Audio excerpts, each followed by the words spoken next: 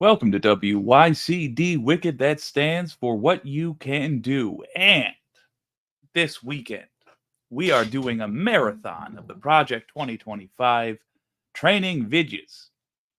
The reason being, boy, I think we ought to know what's ahead for us if we fail to put Kamala Harris in office. The MAGA movement is dangerous, and here's why. We can look at the training videos, what they intend to do. Oh boy. First, let's say hello to the gang. Pinkerbell. Hello.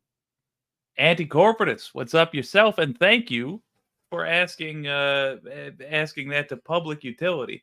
High public utility. What is a MOG? I was wondering that as well, but I had to set up the stream. Said your MOG is active. Not sure what that is, but it does sound interesting. Sounds like an internet term. Have you heard of Project Esther? Yes, I have. That's related to shoot. Why can't I remember the name of the organization? The Israeli organization that in APAC, massive online game. Oh, rad! Very, very cool. Well, enjoy, sir. I'll tell you, I enjoyed listening to Matt earlier while playing Doom. That was neat. But yes, anti-corporatist. I have heard of Project Esther. It's related to my understanding is APAC goings on, and is its own alarming conspiracy, but frankly, not as immediately threatening as Project 2025, which threatens to take over our government and absolutely gut democracy in the United States. We're going to look at it. We've already done 2 of the videos. We're going to do the rest this weekend. Anti-corporatist, I disagree. Oh, fair enough. I was going to play EverQuest earlier today. I love EverQuest, man. EverQuest is the first MMO that I think I played with my brother back in the day. And it's a good one. Let's jump to it. Let's get to those vidges.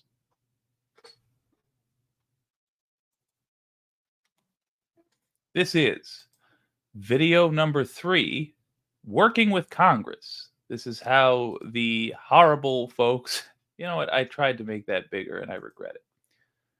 I regret my actions. Yeah. This is how the horrible people of Project 2025 intend to manipulate Congress.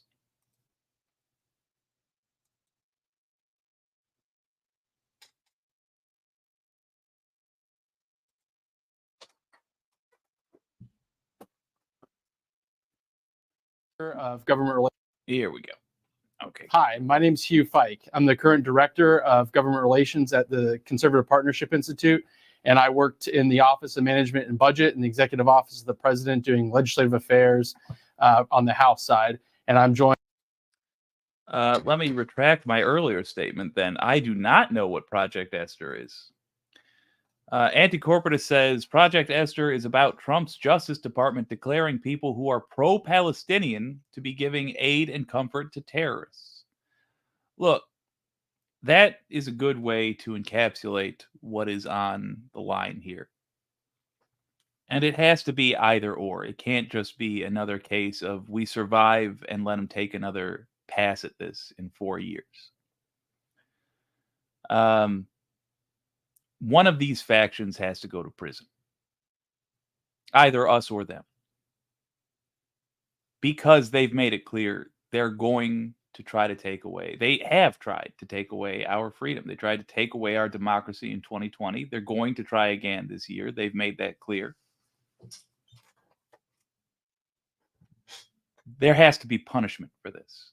That punishment in a humane society is prison. We are decent folks. Anti-corporatist, no, I didn't see Bernie's video. I'm happy to look at it, but as you can see, we're doing something else right now. So that's what I'm going to do. I'm going to do the rest of the Project 2025 tapes and then have a gander. Pinkerbell had to bust out the fuzzy Christmas socks. It's not cold here yet in general, but it's freezing in my room. Oh, I'm so sorry to hear that. Yeah, that's well put. The anti-corporatist says it's their last gasp. If they don't succeed here, they're in the minority. Yeah. And I think part of what's inspiring their fears, you know, you and I could go on tangents for a long time, but they're part of what I think inspires their fears is that they treat minorities poorly. The Republican culture is to prey upon others, to take any opportunity that they can to prey upon others, to take whenever they can from others, whether they are deserving or not. So they think that when they are the minority, oh, harm is coming for them. They'll be treated like they've treated others, and that is their worst case scenario. That's their greatest fear. What was the greatest fear of the slave owners? Wasn't us Northerners. It was an uprising of the slaves. It was comeuppance that they had coming.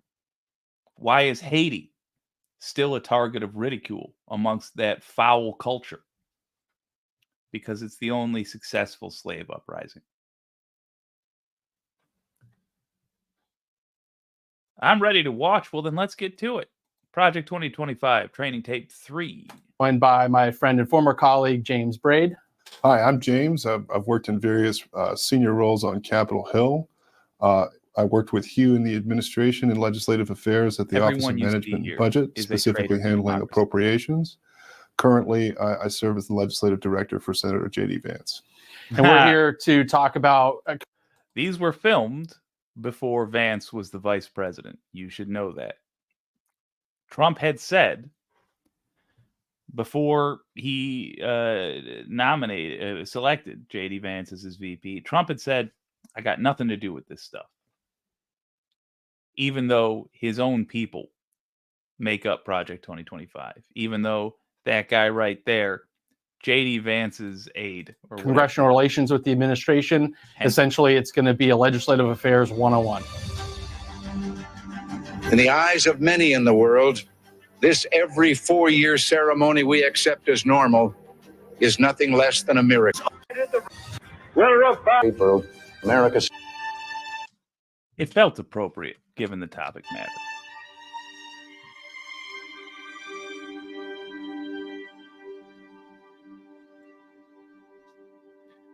How to work. Let's kind of get into it. I'll just sort of surface kind of the top line understanding of how I think about the Hill from a theoretical perspective.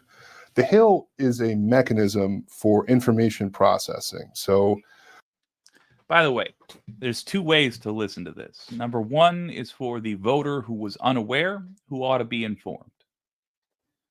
I'm hoping this reaches them. But if you are a regular member of the Wicked community, you're probably a well-informed lefty.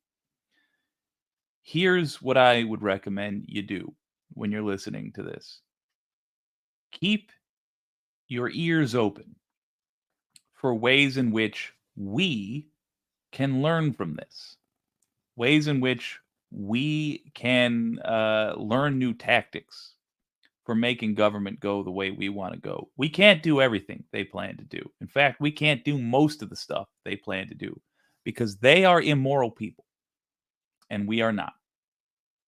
We will lose our paladin powers if we behave as they do. But it doesn't mean every single thing they do is wrong. And it's like, it doesn't mean everything they do is immoral. Most of the things they do are, but not everything. And they have the benefit of not appreciating the old way of doing things. I think that's what we should be taking from MAGA. learning that the precedent that has been relied upon in the past for how things are done in the US is basically just there to keep the people in power and to keep you out of power. So do listen, lefties, for tips we can learn from the enemy. But don't forget, these are the bad guys for a reason. Most of the stuff they do is foul.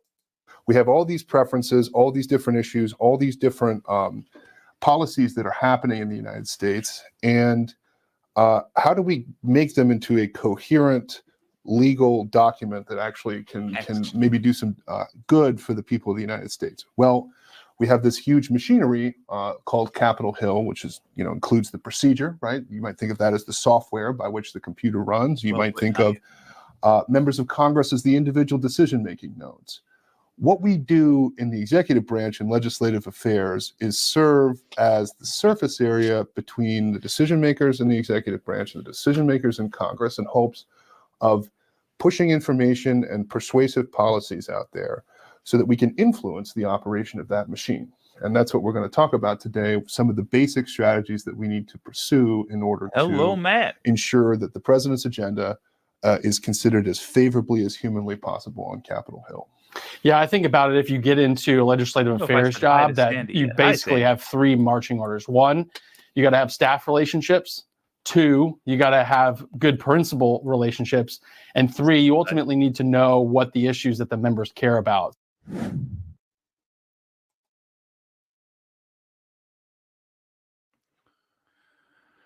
I'll read this for the podcast, folks. They put up a slide. Legislative Affairs 101. The role of the executive branch legislative affairs is to influence the operation of the machine that is Capitol Hill and to ensure the president's agenda is considered as favorably as possible. 3 marching orders for executive branch legislative affairs. Develop staff relationships. Develop principal relationships. Know the members' issues. So speaking specifically to staff relationships, if you're on the beachhead team, I didn't serve on the beachhead team, but everybody that did say if you're changing administrations, if you're basically switching from a conservative to a liberal administration, you're not going to be left with the tools, or you're not going to have the lists of things that you're going to absolutely need. So one of your first priorities is to obviously work with the administration to figure out what the priorities of the agency or the part of the administration you're in, but then start developing lists of members that include staff members for the equities or the things that are necessarily going to be important to your day-to-day job.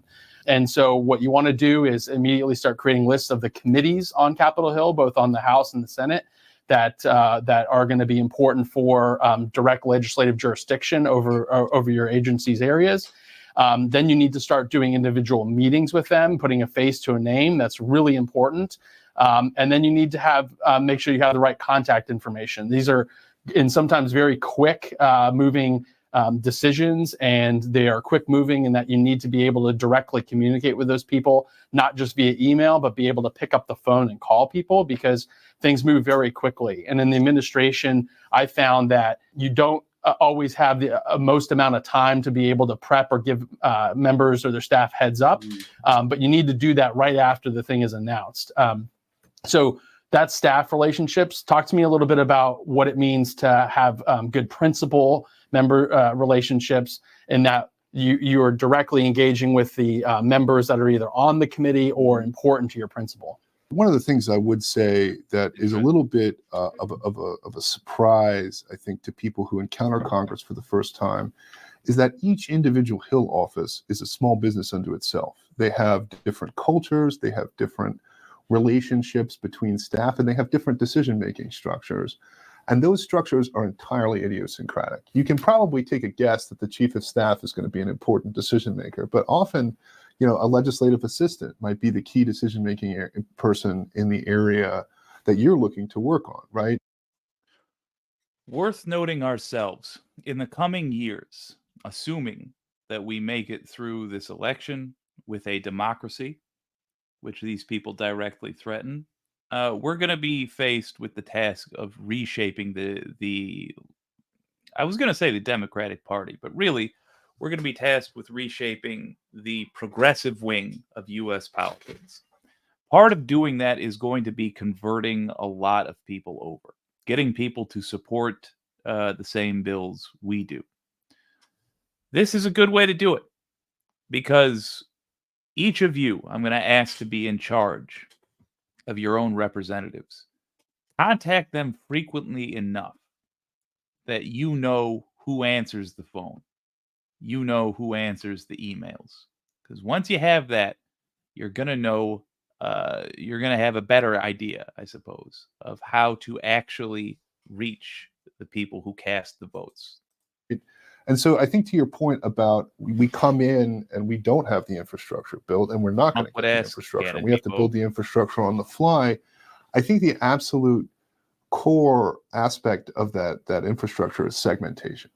You've got to come in and understand relationships that are important and vital to form immediately. And those categories of people are going to be the authorizing committee for your agency, the appropriating subcommittee for your agency, and then the full committee on appropriations, as well as any other authorizing committees, because often jurisdiction is spread throughout different committees. But you've got to really have those relationships locked down. Now, in many cases...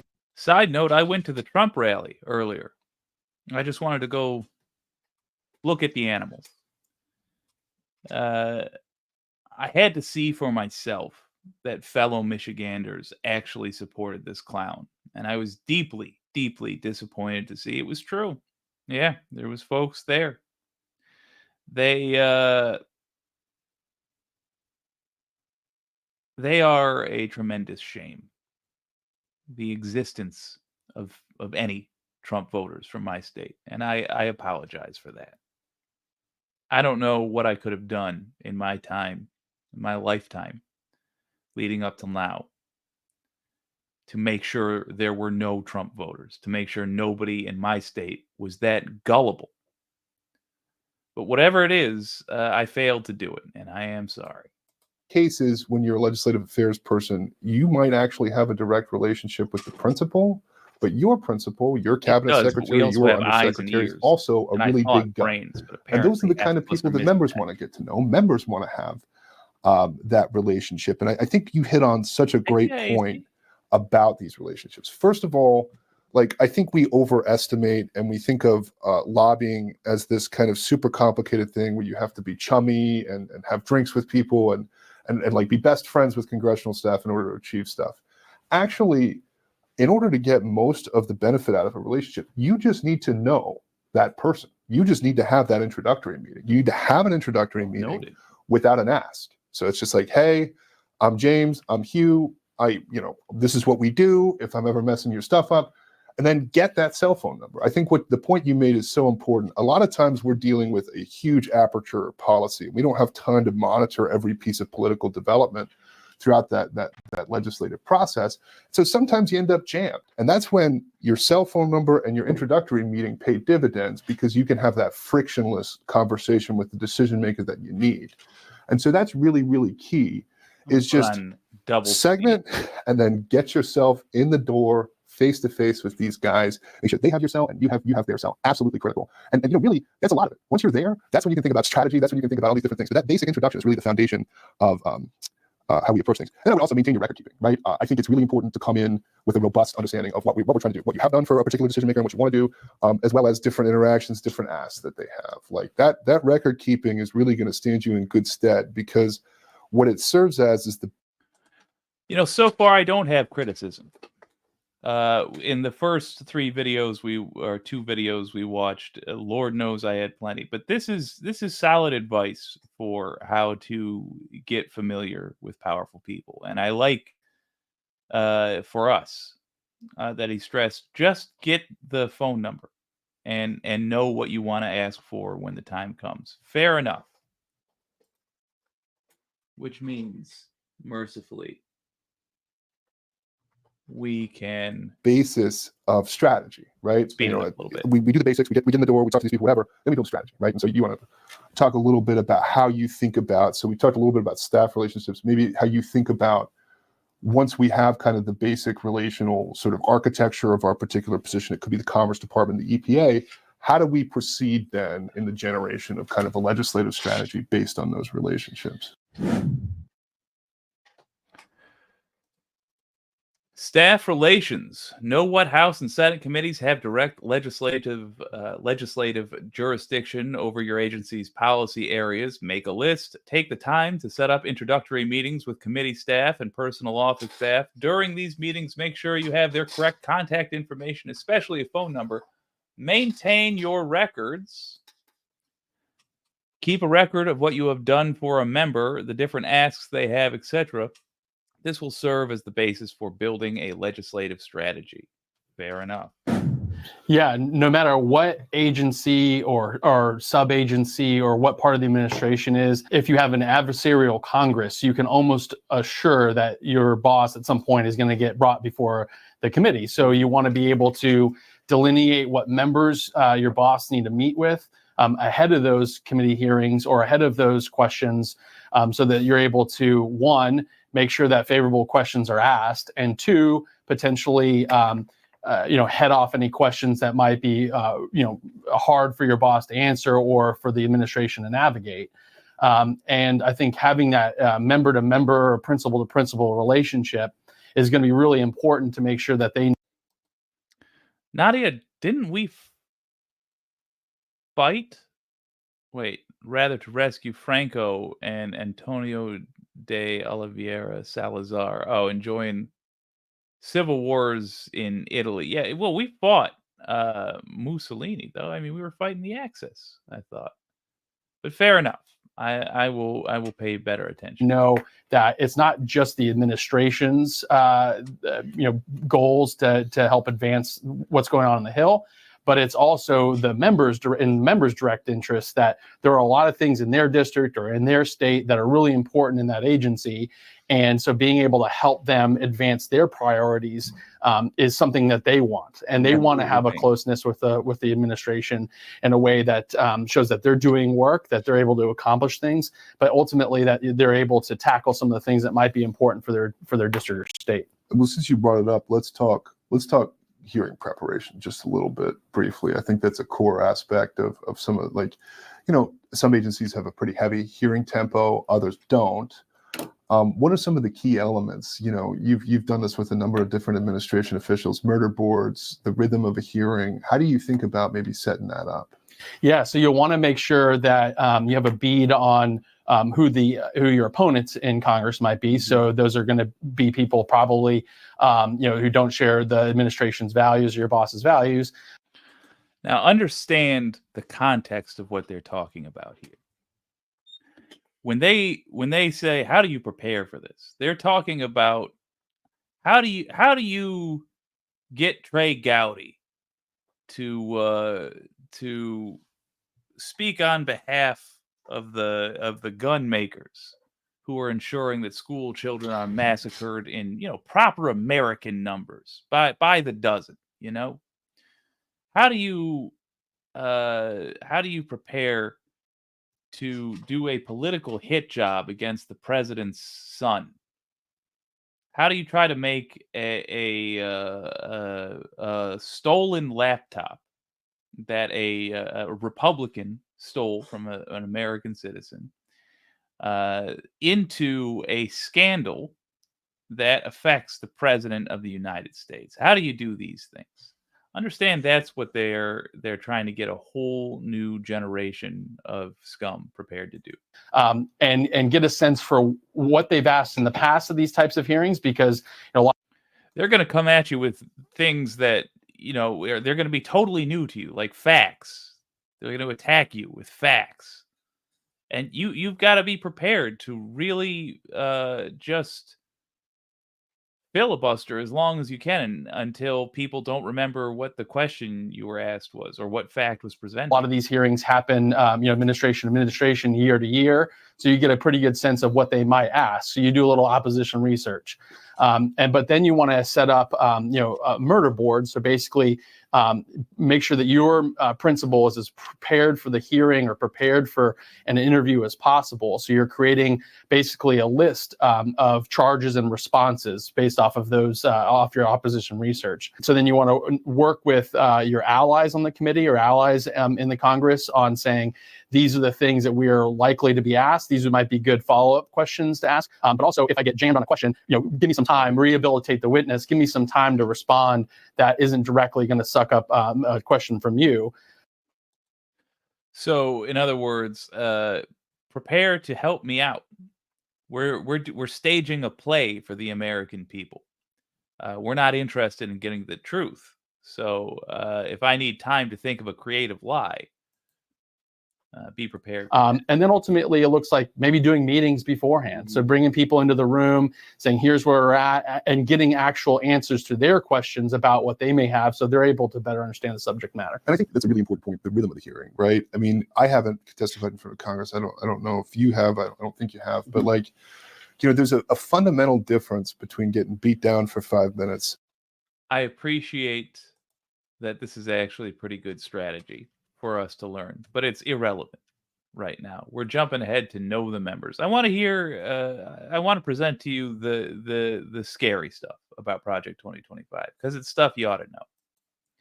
This is interesting, but it's not that relevant. This is the boring legal way that evil men go about doing evil things. That are aligned with your administration's issues. How do you go about knowing those? How would you go about researching them?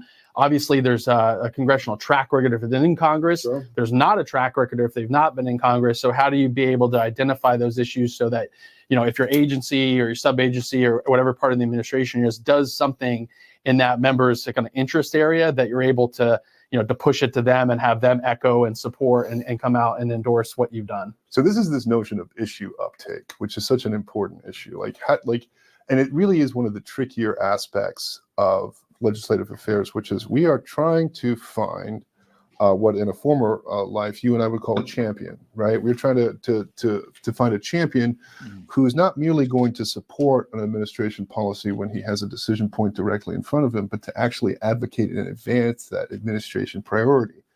That's tough. But what you need, going back to the segmentation, is a pretty good psychographic profile of how members tell themselves stories about their careers. And interesting. I think probably, obviously there's some of the clear ones, congress.gov. If the member has decided to introduce a bill on it, that's the most costly thing a member can do from a time, staff, and political perspective in terms of position taking. Well, that means they're probably pretty interested in the subject matter. And if you have an administration initiative that's orthogonal, right? Maybe it's about government waste, maybe it's about deregulation, maybe it's about restoring American energy. They happen to be, a big proponent of that. I mean, it's about nuclear energy. They're a big proponent of nuclear energy. That's going to be, you're going to be pushing on an open door. So doing that psychographic profile, I would also strongly advise anybody to get the Almanac of American Politics, the latest version, spend the $85. It is incredible. It will give you an understanding of the geography, both political and social and human, of every member of Congress, every governor, and every senator. It is incredible. And from that, you can start to build out what your targets are and what you think might be best. The other thing is, you gotta at that point, right? So uptake is a heavier ass than vote. So that's when you get your principal in there. That's when you do a little star power, right? You get the secretary, you get the administrator, you get the director over there, and say, hey, we'd really like to do this, which will show the member or the senator that the administration is committed to this policy, and therefore. Again, interesting, but we're going to jump to the conclusion. That's not always communicated from one. I say we're the reason we're jumping ahead. It's high level stuff. We aren't the non-evil stuff that we're going to be hearing about is going to be only of use to us if it's actually a position we'll be in. I don't anticipate anybody working for Congress on the progressive left just yet. Administration to the next. So if you do get a job, you should try to find the person most aligned with you who had the job prior to you. Mm-hmm. Go meet with them, go talk to them, ask them, hey, should I go meet with anybody else? Like, get to know the people and ask them what it is that they didn't know when they showed up that you would like to know. And so just in conclusion, I think, staff relationships obviously matter, principal relationships really matter, and knowing the issues that of the members with direct equities on the committees, or that are directly interested in your agency or sub-agency's bucket of issues is really important. I don't know if you had any closing thoughts. So I'll just make two points as expeditiously as I can. Number one, part of the difficulty and core of being an effective legislative affairs staffer is understanding what you actually have to accomplish on a particular administration policy initiative. If you can do it solely through executive action, that means you need to protect the executive action. You don't have to go out there and pass a law, right? And so what you do need to do is prevent an executive action that could be politically unpopular in the Congress by preventing the junction of Republicans and Democrats, right? Well, that's when the Congress is the Article I branch. The executive branch in modern times is more powerful, but Congress unified will beat you. And so, okay, right at the end, we got something of value there. So what are they planning on doing? Stopping unity. What did he just say? He just said, what you need to do, if the president takes an executive action, top level, if our guy Trump says we're going to deport all Muslims, not an unusual thing to suggest Trump might do, you have to play defense and make sure Congress does not unify. You got to get in early. You got to make sure they know, hey, buddy, you don't want death threats coming your way. Hey, buddy, don't you dare side with Democrats and decency. You're MAGA. You're on the side of evil here, and you need to be committed to evil. That's what he said. So you need to prevent the effectuation of that junction. That's really important. So thinking through that is key. If you need to pass a bill, you need to get, I don't know, $500 million for something. Well, that's going to have to get passed through the say deporting all Muslims. By the way, it tells you a little bit about where our strength is. There's a hell of a lot we can get done by working with the other side. I know. I just sat here and called them evil, and I meant it, and I still mean it. Doesn't mean we never work with them, because we do have issues of mutual interest. We will occasionally have issues that we need to work together on, or rather that we can work together on. We simply can. Let's take advantage of it. There's a lot of MAGA folks who would just love to lynch any black person they come across, but they also want to get big money out of politics. We're going to have to work with them, because that's how we are going to remove the power structures that uphold the system, that convince those very people who we're about to work with that black folks were the enemy secretly all along. That's how we're going to do it. We're going to tell our representatives what we want and ensure our representatives get after it. And we're going to start ignoring whether they got an R or a D next to their name, because every year that matters less and less. Congress, and Congress requires bipartisan action for the most part if you're trying to beat a filibuster at 60. And so calibrating your investment, calibrating the expectations of your team is really important. And then finally, I would just say, there's an old adage in Washington, friends come and go, but enemies are forever. Very heady stuff leading the administration's position on Capitol Hill. Don't be a jerk. Always maintain your relationships. It's always better to not burn somebody. And so that's the thought I would definitely leave with. Don't be too aggressive. Be firm. Be tough in the service of the president's agenda, but do not be a jerk. Yeah, that's a great point to end on, James. Thank you for this discussion, and hopefully it's fruitful to those watching. Absolutely. Thanks, you.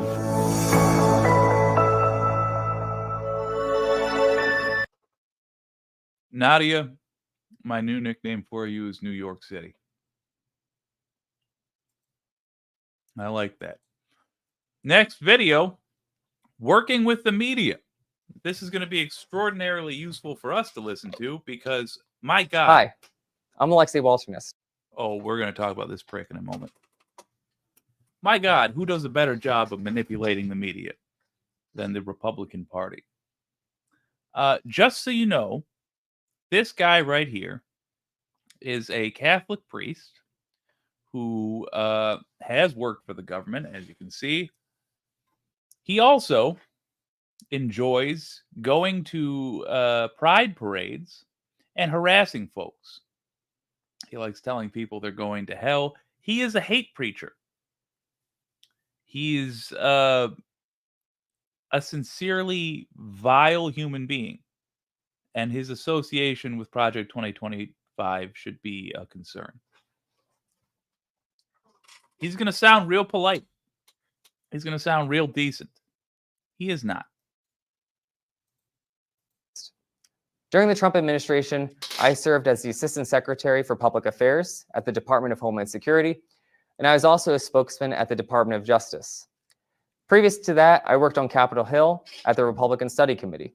Currently, I am the co-founder of Athos, a communications and literary agency, and I am also an Eastern Catholic priest, where I serve my parish in Lansing, Michigan. Today, I'll be teaching you how to work with the media. In the eyes of many in the world, this every 4-year ceremony we accept as normal is nothing less than a miracle. In America, we understand that a nation is only living as long as it is striving. Only a few generations have been granted the role of defending freedom in its hour of maximum danger. This great nation will endure as it has endured, will revive and will prosper. Whether we go forward together with courage or turn back to policies that weakened our economy, diminished our leadership in the world, America's future will be in your hands.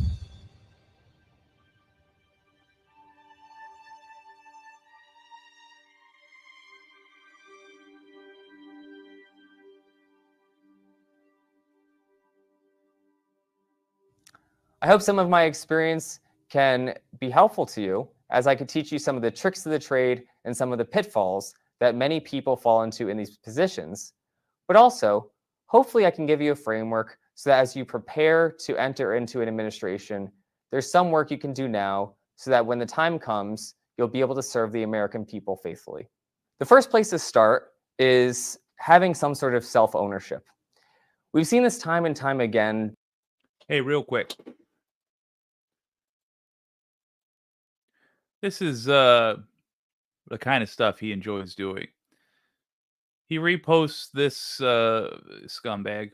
This is insane. Texas Children's Hospital just trespassed a reporter for asking questions about its pediatric sex change program.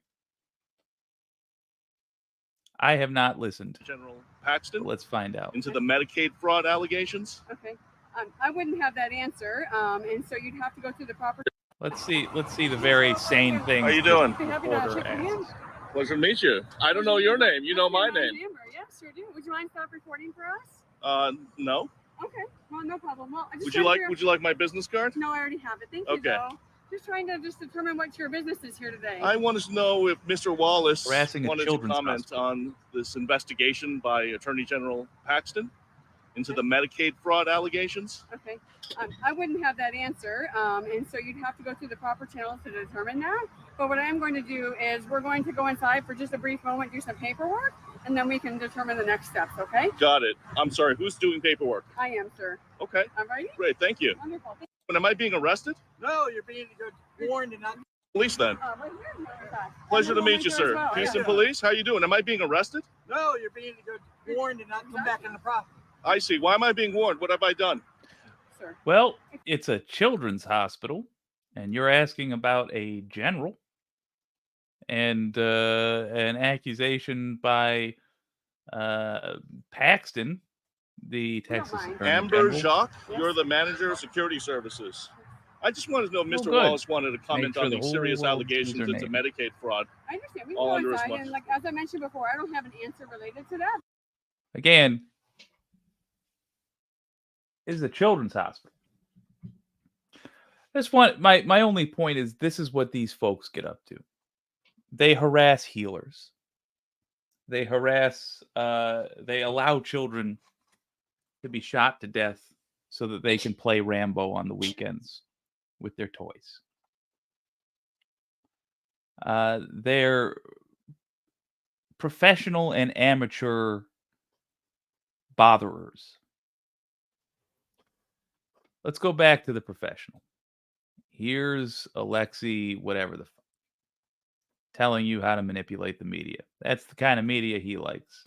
Some asshole with a cell phone harassing the staff of a children's hospital. Not sure if that particular one got bomb threats. Who knows? Republicans issue so many bomb threats and occasionally actual bombs.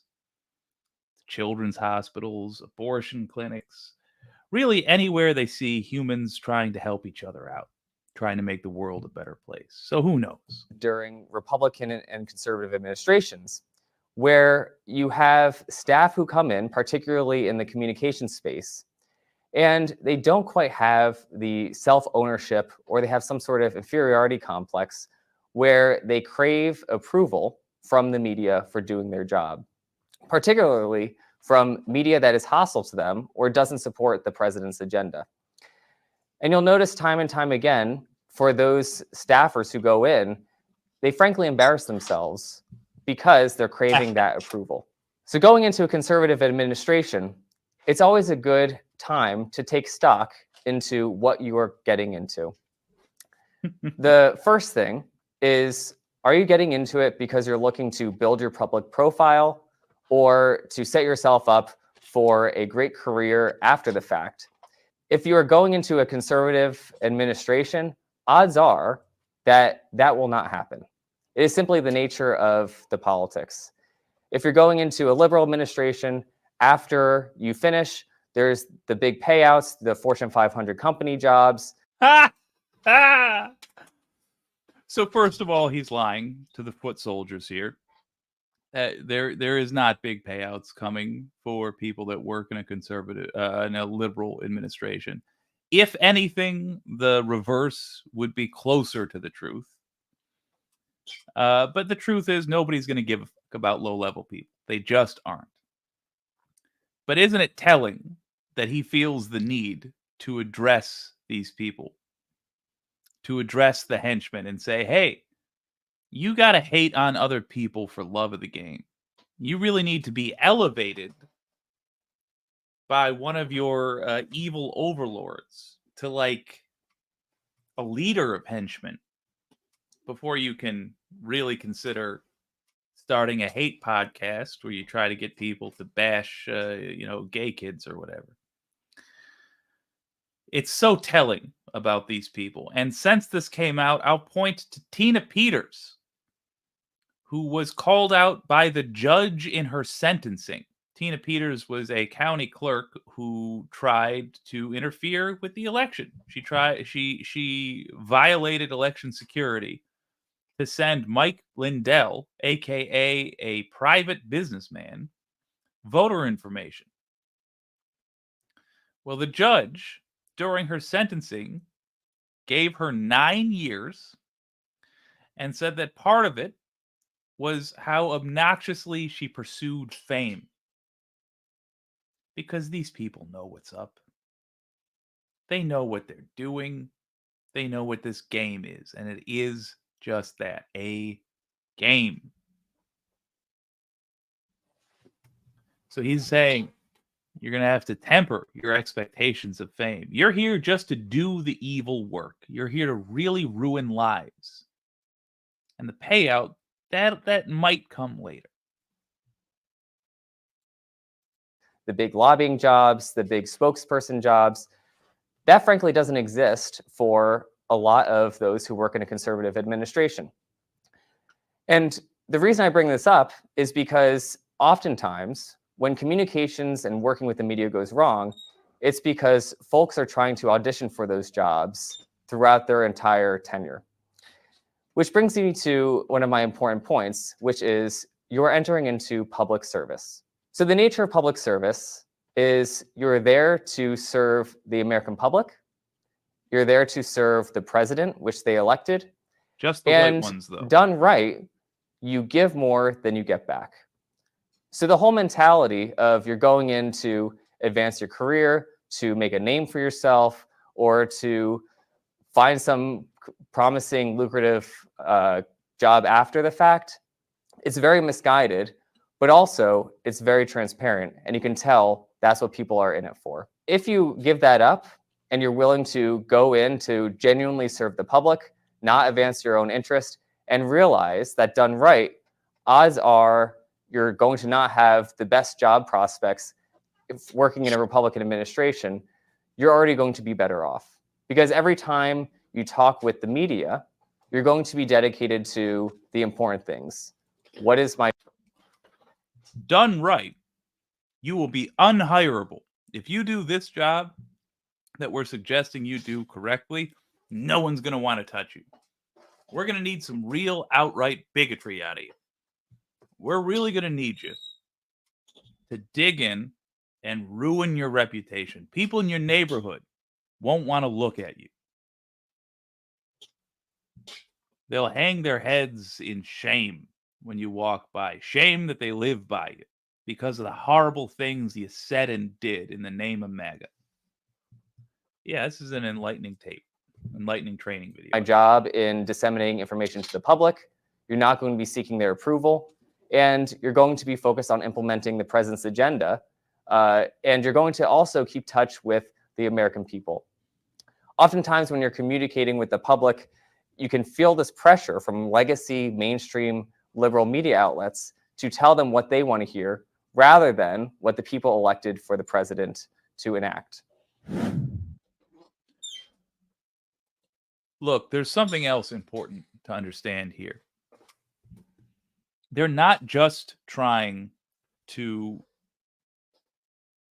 train people overtly.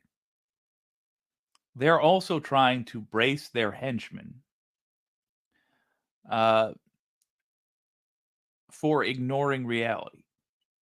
They're trying to give their people a narrative that they can tell themselves in their heads for why other people in the same field seem to do better professionally and aren't utterly shunned.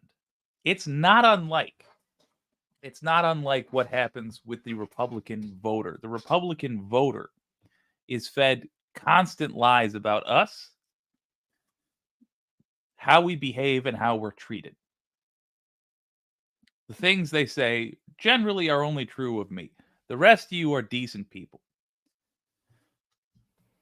They want the person hearing this to see the person across the hall who works for a Democrat, who goes on to do great things, and think, that's the Democratic machine working.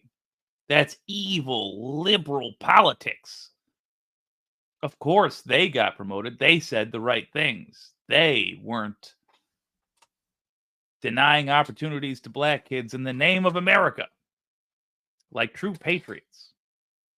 Let's understand the double-sided nature of what they're doing. They're rarely just screwing over the people that get overtly screwed over by this stuff. They're often also screwing over their own henchmen. Morbius Dragon, hello. Do not seek approval from the media. Don't take the jobs in hopes of securing a high-profile job. Also, in working with the media, it's important to realize your place in the whole process. Oftentimes, individuals will look into working in communications or public affairs, and they look at the people who are in front of the camera as their idols, and they think that this is something that they are going to be working towards, whether it's White House press secretary or other jobs where you're regularly on TV driving the message. Most people who are working with the media, the large number of Schedule C appointees or even presidential appointees that are working in communications, you're not going to be in front of the camera. And this is important to realize because you're going to be working on things very differently. You're going to be working to get buy-in on processes and you're not going to be working with the media directly to get your name in something. The best people who work in communications in a government administration, oftentimes they are unnamed. They're the people that are doing the briefing books for the White House press secretary. They're doing briefing books for cabinet secretaries, or even lower level undersecretaries, assistant secretaries, or just lawyers working on a case. It's important to keep in mind that these jobs are all equally important in running an effective communications operation. Jersey Texan, why does he know so much about this and speaking the true word of the Lord? I would argue that he knows very little about speaking the true word of the Lord, because I don't think he does that. I think he is somebody who uses the Bible as an excuse for the things he wants to do anyway. I think he is, let me say this, irrationally angry with homosexuals for reasons I won't speculate on. Real trash human being. The person in front of the camera relies on numerous people who are working behind the camera. And getting the facts right and prepared, negotiating bookings, negotiating print interviews, that is all necessary to get out the job of the administration and to communicate effectively. Whenever people are in these jobs, they can often get this type of complex where if only I do enough behind camera work, then I'll get in front of the camera. But oftentimes this is misguided because both of these jobs are incredibly important. And also, just the way the numbers work and the jobs work, the number of in front of camera jobs is very, very few and far in between. Odds are you won't have one of these positions. Does it mean that you failed? No, certainly not. Most of the communications. It is extremely telling that he feels the need to devote so much of this training video to telling people you are unlikely to get famous for this.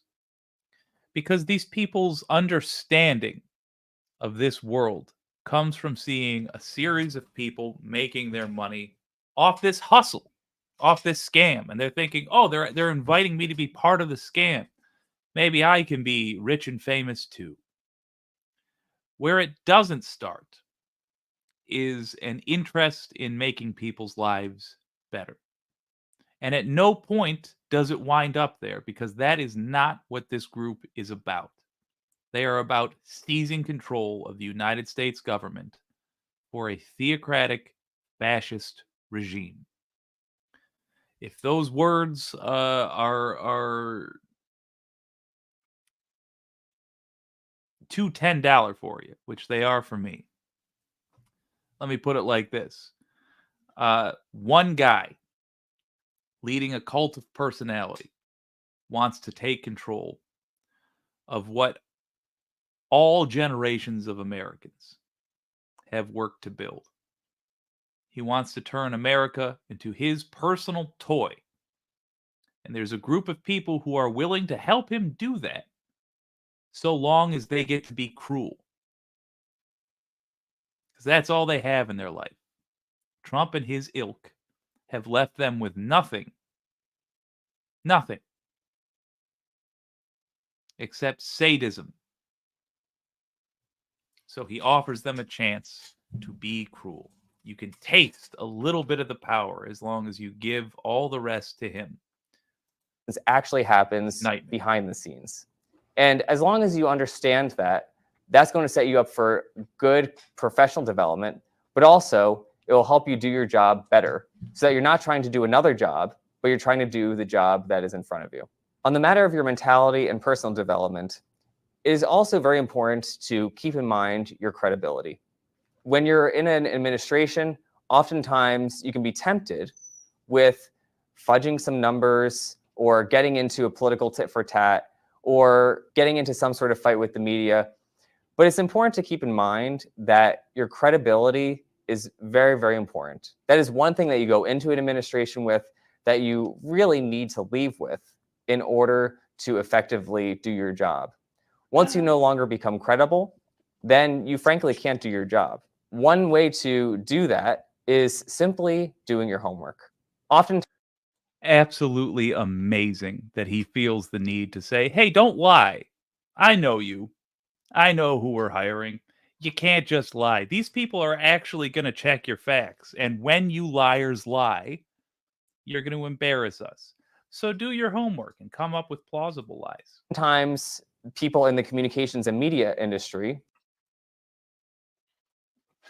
the people who go for things, to the rest of the administration. So in terms of prestige in an administration, sometimes people will think, well, you have the lawyers doing the real work, the regulators, the people who are writing policy, the law enforcement, they're doing the real work. And then here you have the communications people who are just sending out the press releases and they're calling it a day, where they kind of are kind of an icing on a cake, but they're not really driving the operations. Where oftentimes working with these people, you can accept that mentality. And that's kind of where things go wrong in the first place, where they view their job as a communicator as a little transitory. They're just going to be distributors of press releases, or they'll just be a booker or just a speechwriter. And they'll leave the hard homework, the hard reading, to the subject matter experts. If you rely on those who are writing policy all day to set the messaging, set the strategy, and to dictate what the press releases are and how you're going to engage with the media, ultimately they are right. You are just the distributor. But successful communicators, they don't accept that mantle. Instead, they endeavor to become subject matter experts themselves. Are you going to be as proficient and in the weeds as someone who is a direct operator? So for example, if you are doing a press release for ICE or Border Patrol or a U.S. Attorney's Office, and you're working on charging documents, are you going to be as in the weeds on particular forms and how things work? The answer is no, but you do need to understand how things are so that when a reporter calls, you actually know more than they do. You know how the process works, and you know how you can add value to reporting. So whenever you talk with media, doing your homework to become a subject matter expert is invaluable. And also, it gets you out of this system where you're just a booker, where you're just setting someone up with the real experts. If you do your homework, you read the policy papers, you read the charging documents, you read the underlying source materials for a press release, when the media calls, I want you to imagine this. How many right-wingers have you heard arrogantly say, looks like you didn't do your research? Or you ask, how is it that you think the COVID vaccine is putting chips in your blood so that the government can track you? I did my research. Now imagine one of those dingbats gets hired by these dingbats. And a reporter calls him up and says, hi, it looks like the Trump administration is canceling vaccine distribution of the flu vaccine. Why are they doing that? What do you think they're going to answer? Because they've seen this training video. Well, there's chips. Here's a link to Alex Jones. You know, that guy that called school shootings fake? That's who's going to be answering the phones in a Trump administration. A wave of absolutely unreliable, dangerous morons. For God's sake, vote. You can actually set them on the things that are important, and then you can set the narratives.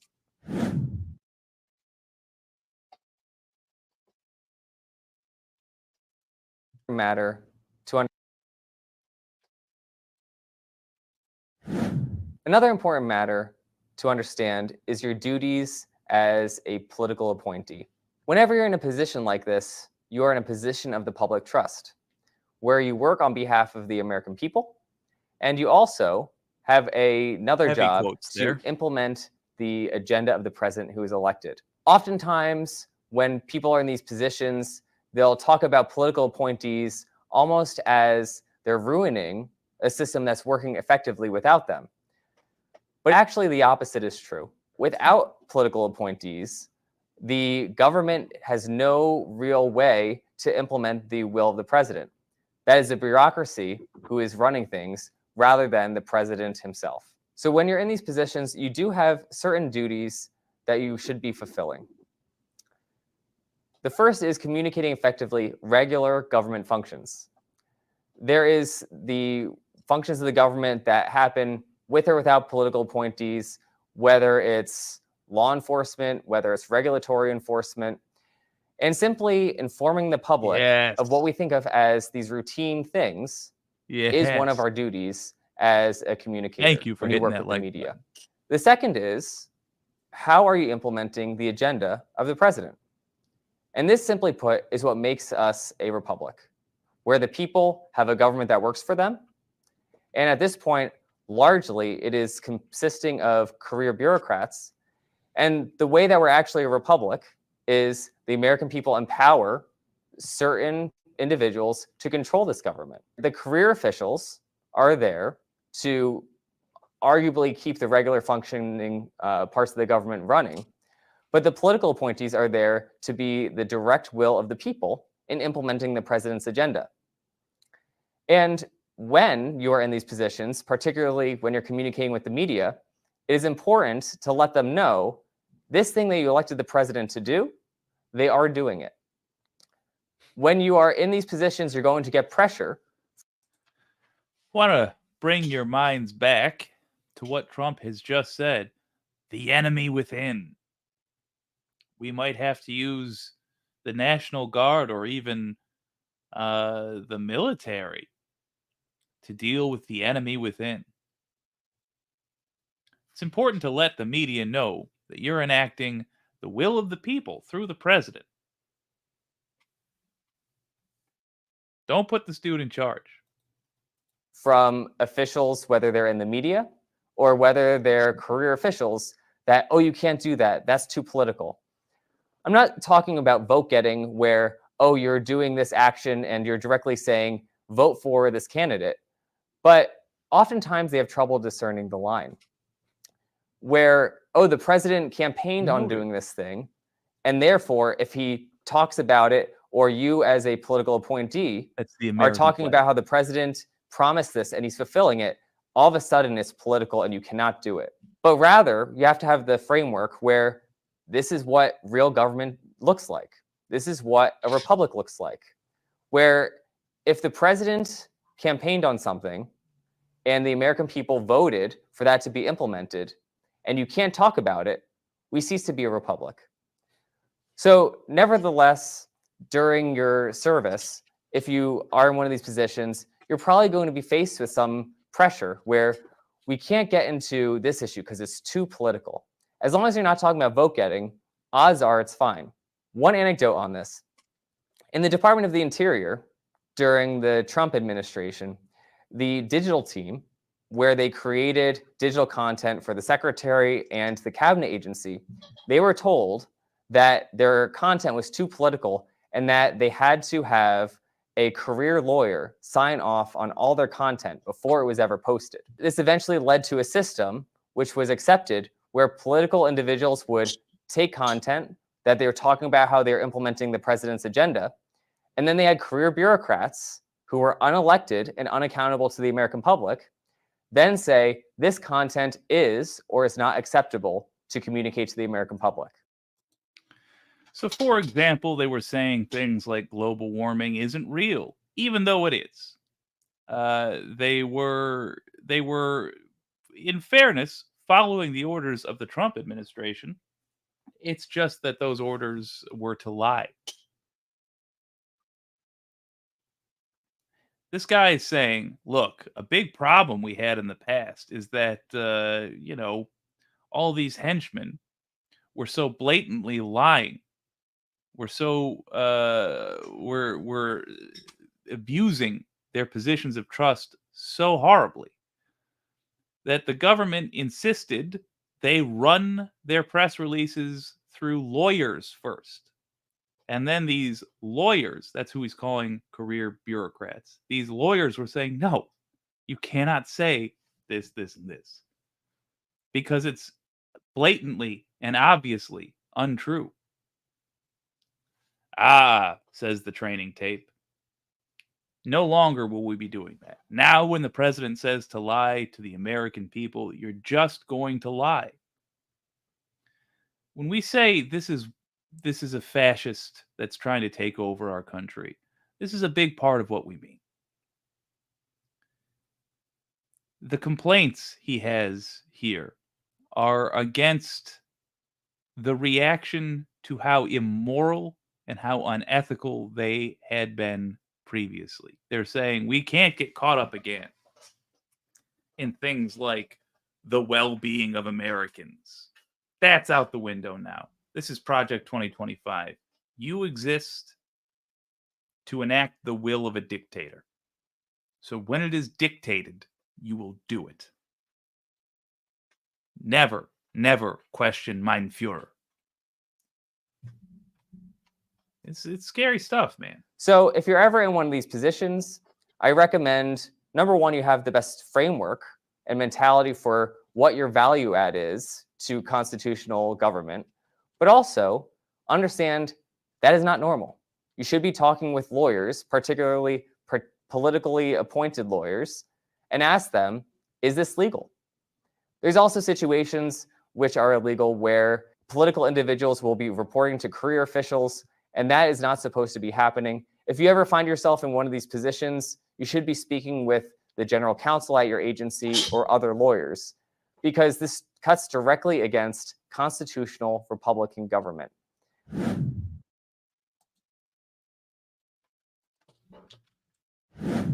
Next, I want to talk to you about how the media works. You may think I work with the media all the time already. They have these nemesises of ours called fact checkers. Ooh, we hate them. Or I watch the news all the time. I know how they work. But perhaps there's some insights I have in working with them in the way I have that can help you do your job a little better. The first place to start is understanding the media and what their interests are. So largely, you can put the media into two categories. There's the legacy, what many people will consider the traditional media. That consists of cable news channels, the legacy places like the New York Times, Washington Post, as well as the networks, ABC, CBS, NBC. The second category is what many would consider the more political or partisan media, which would include outlets that most of you probably read, like The Federalist, The Daily Caller, The Washington Free Beacon, The Daily Signal. Oftentimes, people will get into political positions. There's a hell of a list for you. A lot of times, it'll be the new media stuff you read, like that newspaper Henry Ford put out, or Klan pamphlets. And then they have this mentality that I mentioned before, this inferiority complex, where they crave the mainstream media's attention. They crave their approval. Thank you, Votron. And they act like the conservative media is some sort of second-tier media, where this whole mentality... No, I would not say the conservative media is second-tier media. I mean, they should be so lucky. They are fifth, sixth. They're active disinformation. It's worth pointing out, I don't think this can be said enough, that when given a basic test about world events, people who watch Fox News do worse. They know less about what is happening in the world, in America, about anything, than people who literally watch no news at all. That means Fox is spreading disinformation. Fox is intentionally, it's been revealed since, well, let's take out intentionality though. Fox is giving its viewers a less accurate version of the world than if they just watched nothing at all. They are anti-news. They are anti-fact. reality, frankly, betrays the trust of the American people. The American people read all kinds of outlets, and also different kinds of Americans read different kinds of outlets. If I'm a conservative, odds are I'm not reading the Washington Post or New York Times. Yeah. Remember, the American people read all kinds of outlets. Different kinds of Americans read different kinds of outlets, which means our enemies will have facts on their side. Watch out for those. Is understanding what each media venue can bring to the table. With the legacy media, it is a multi-billion-dollar industry. Like most of them, their premise for making money is simply getting eyeballs on their content so they can sell ads. And the way they often do this is by creating salacious content. But also, in the modern era, they appeal to a certain type of political leaning. So if you ask most people, it's pretty clear that most mainstream media outlets are to the left. Remember how I talked about having some sort of self-ownership before you go into serve in an administration? This is where it becomes important. Because if you are working with a New York... I can't. Hold on. So that's yet another thing that conservatives repeat constantly, and we cannot accept it. We just can't. We can't let it pass ever. That's patently untrue. And in fact, the reality is they skew right. If you want the full truth, mainstream outlets skew center right. That's where the gravity of the information sphere is. And it's pretty obvious why they skew center right, because in the center you will have the most agreement overall, and to the right you have big business. That's the people that owns the media. They skew center right, but there is a lot of profit to be had in saying, especially if you're the largest news outlet in the world, I gotta take that back, in America at least, Fox, to say, oh, we're the only truth tellers. But let's just say it for the record, so we're all clear here. Media does not skew left. It certainly does not. So if he's lying here about this pretty obvious fact, what does that tell you about the rest of what he's saying? What does that tell you about his intentions, his character? Times reporter who covers your beat or whatever you're responsible for communicating to the American public. If you are in a position where you crave their approval, you're going to mess up. You're going to do something wrong. If the New York Times is writing a glowing profile on you, the person who's supposed to be behind the scenes, you're doing something wrong. Not only because you're frankly getting a little outside of your lane, but also because they are certainly to the left. And if you're serving a conservative administration, you should not be getting glowing reviews from the left. Wow. So if the people whose job it is to find the truth and report it, like you're doing bad.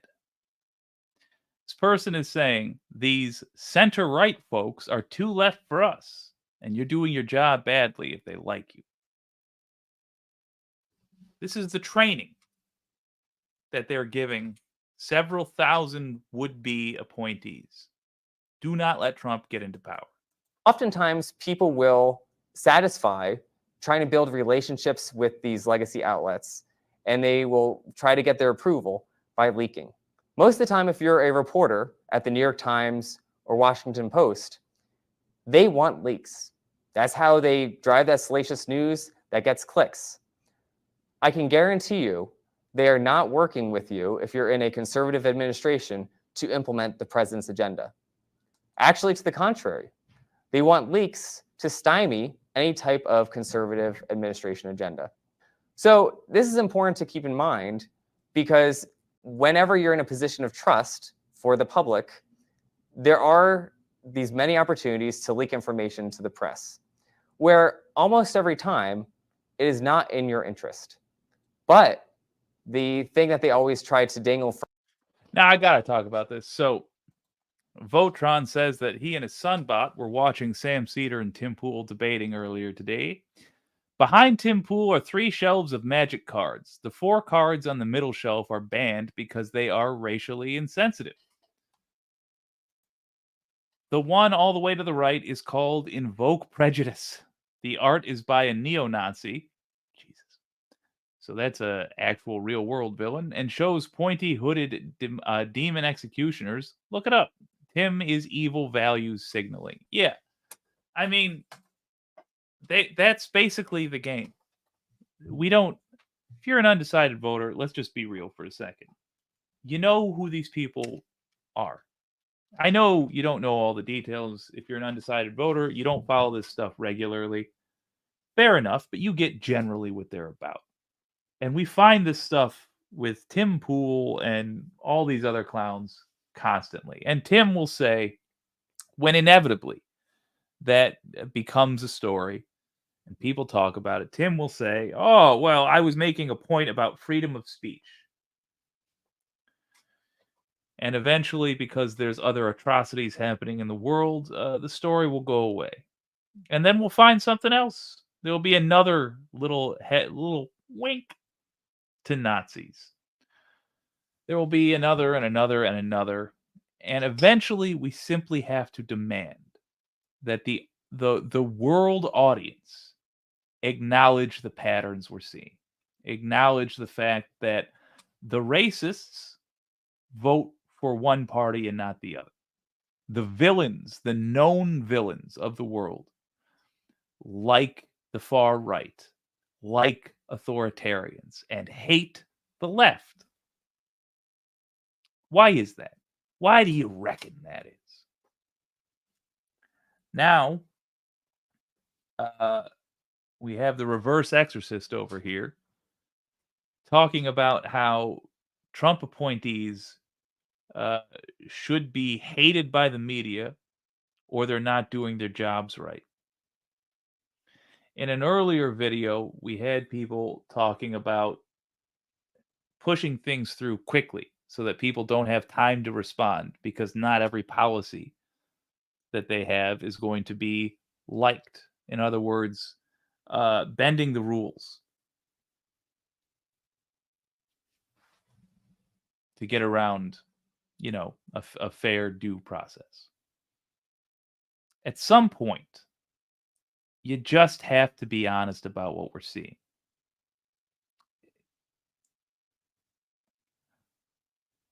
There's too much stuff to do. There really is. There's too much stuff to do to waste our time having detailed arguments that we already know the correct answers to. You shouldn't need 30 different scandals to tell you to stop watching Tim Pool, stop watching Alex Jones, stop watching Steven Crowder, stop watching Joe Rogan. I can give you one for each. Tim Pool lied about the election results. He lied about conspiracies leading up to it. Now, you know what? I'll give you, because he retracted that. So let me go one up. Tim Pool advocated that we stop supporting our allies in Ukraine, and then it was discovered that he was being paid by a Russian media outlet. You don't need to know anything else about Tim Pool. The magic cards, you don't even need to. That doesn't need to be a new scandal for you, because it can be irrelevant because you don't watch Tim Pool anymore. Steven Crowder abused his wife on camera. It's really all you need to know about him. There's 1,000 other things he did. I'm pretty sure he wore blackface once. Doesn't matter. He is a known scumbag. Just stop watching him. You want to say that wasn't part of his show? Okay, here's something that was part of his show. He sexually abused his staff. So when you watch Louder with Crowder, you are supporting somebody who sexually abuses his staff. You're making the next instance of him putting his genitals on his staff without their consent. That's on you. Just stop watching it. Who's that rich boy? Tucker Carlson. Tucker Carlson lied about the results of the 2020 election and was caught on text talking about how he knows he was lying. You don't need 30 more scandals. They exist, all from Tucker Carlson. You don't need any of them because you've got the one that should mean you never watch anything he has to say again. Joe Rogan lied and still lies about COVID. Joe Rogan got people killed. Joe Rogan convinced a not insignificant number of people not to get vaccinated, and a not insignificant number of them died. Joe Rogan should be in prison at the very least for manslaughter. Excuse me, let me say that again. He should be in prison for manslaughter at the very least. Certainly, you should never watch another episode of whatever his show is called again. Trump has a list of horrors to his name committed over the last 10 years. We could go over them all at one point. I did a multi-hour stream just talking about the crimes he did. But you can just pick any one of them as your reason to never support this guy ever again. Could it be that he's a rapist? Because he is. Could it be? It was discovered in court. He raped E. Jean Carroll. Go look it up if that's a shock to you. He surely did. How about this? Because it affects all voters. He tried a coup. He's currently undergoing multiple trials pertaining to that. All these things, there's a through line here. You need to learn how to cancel folks in your life. You need to learn how to clip your media and political consumption. Because when you choose to ignore these things, you are choosing to be lied to the next time they lie to you. And that's how we get here. That's how we have ourselves reviewing the tapes, the training tapes for fascists, instead of talking about what planet we want to colonize next. That's how we are paying through the roof for gasoline when all cars should be fully charged for a nickel or for free from a solar panel connected to your house, also for free. We're held back. Human progress is held back by this collection of clowns who steal our money and offer us only anger with each other.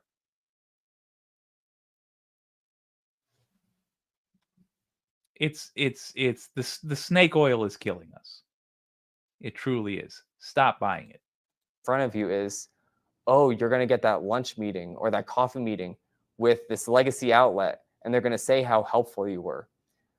It's not that helpful to you. It's not that helpful to the president's administration. And they're trying to get you to trade in your access and your promise to implement the president's agenda so that they can get their next headline. And the second category is the conservative media outlets. In working with conservative media outlets, it's important to understand their role in this whole system. The American people who vote for a conservative presidential administration, they're not reading the New York Times. They're not reading the Washington Post. Actually, to the contrary, if those outlets publish something, they're going to assume it's false. So the only way to reach them with any voice of credibility is through working with conservative media outlets. For many of these people, if it's not in these conservative outlets, it didn't. They're not reading the New York Times. They're not reading the Washington Post. In fact, they can't read. Sorry. Happen or it's not true. That was ableist. And that's simply the result of the past decades where legacy media have attacked conservatives and then shown that they're lying or reporting something as false. So the conservative media can bring a certain credibility to the table, but also they can bring a reach that you can't have otherwise. So in any type of communication strategy, they should be a large part so that you can effectively communicate with the American people who put you in the position that you could be holding. And when you're working with the media, it's important to keep in mind standards of what you're trying to accomplish. If I'm a legacy media outlet, I'm not going to be writing about how some conservative policy, whether it's taxes, energy reform, religious liberty, I'm not going to be writing, if I'm working at one of these legacy outlets, about how whatever the president did is so great for the American people. They're not going to be doing it. It's just not in their interest. The reporters don't politically align that way. Even more so, their editors do not align that way. And they don't want to make a conservative administration look like they're effective in doing their job. So what do you want to get from them? One method is sometimes people just look at their conception of the world. The assumption that nobody does things for the reasons they say. They all have agendas, obviously. I mean, we have an agenda. Obviously, everybody else has an agenda. It is genuinely sad to see the world through their eyes. These are a pathetic group to have as the villains of our generation. But here we are. Oh my gosh, New York City. Did you miss the 100+ hours of audio of Michael Wolff interviewing Jeffrey Epstein and being shown photos about he was CSAing side by side with Trump while he was president, and it just dropped on Halloween? I didn't miss that, and we might make that part of this marathon, because guess what, gang? Trump was still hanging out with Epstein, apparently, while Trump was in the White House. Nadia, thank you so much for the $10 super chat. For that alone, we may well be covering the Epstein angle. Let's see more of the henchman training, and then we'll turn to the big boss. Write these outlets off wholesale, where that strategy sometimes has its merits, but more often than not, the American people do deserve to know what's happening, and they read these outlets. So what is the value that these outlets can bring to the table? Simply put, they can factually cover what is occurring. So should you be fighting with them on how everything the president did is really great? You should certainly be having that fight, but odds are they're not going to write a glowing piece. But can they factually capture everything that's happening and any data that you can bring to support on how it's good for the American people? That's something you should certainly be fighting for. But also, you shouldn't be getting into their game where you're looking at everything from their worldview, where what the American people elected the president to do is bad. You should never give up that fight, but also, you don't need to waste your time if you're not going to convince them. I do like that he's saying don't get into their game of being obsessed with facts. Oh, it's just shocking. Second category is the conservative media outlets. Sometimes they need a little more help, where here is something factually that's happening, but also here is how it ties in with the president's agenda that your readers largely support. Sometimes this takes some extra background calls. Sometimes this takes giving them some scoops so that they can get ahead of the coverage. It's also important to keep in mind the resource disparity. If I'm a legacy media outlet, I have hundreds or sometimes even thousands of reporters that I can throw on beats upon beats. For example, Bloomberg, thousands of reporters. They have hundreds of reporters that will write up nearly every single legal filing of note, every single regulation of note. And they... this needs special. The words coming out of his mouth are making my eyes bleed. Glitter unrelated. Basically have the resources to cover almost everything of substance coming out of an administration, especially if it's going to make someone money. I think because Franco lasted longer, but he was also a slightly different kind of fascist. Not better, just different. Whereas if I'm a conservative outlet, oftentimes they're running on a scale that is smaller. They don't have the sheer number of reporters that are able to cover every microbeat. So sometimes if you're going to send out a press release, the Bloomberg type will pick it up. And sometimes one of these conservative outlets, they may want to cover it, but they just don't have the resources. So in order to reach the audience of the American people that support the president's agenda, sometimes you need to do a little bit of hand-holding, where you reach out to an editor beforehand, you can embargo something, and help them with their resource allocation just by simply giving them a heads up. Now that's something we can do as well. If you want a story covered in your area, give the people covering it a heads up. Give them a couple days heads up, a week if you can. Especially if you're trying to get a reporter to come out and see a thing. Like if, for example, you're going to do a protest and you want the media there covering it, I'll tell you this. At the beginning of every day, a newsroom gathers together and everybody pitches, or frequently this is what happens, people pitch ideas for stories that day. Sometimes they'll do it the day before, but usually it's that day. And the editor will say, okay, take that one, or the manager will, yada, yada. Reporters have to do this every single day, which means they have to go find stories, which means that's a tiring part of their day. Give yourself the advantage of having done them a favor by giving them their story the day before. If you contact a local news reporter and say, there will be a protest here at this time, can you come cover it? They will go ask their editor, usually get a yes, and you'll be good to go.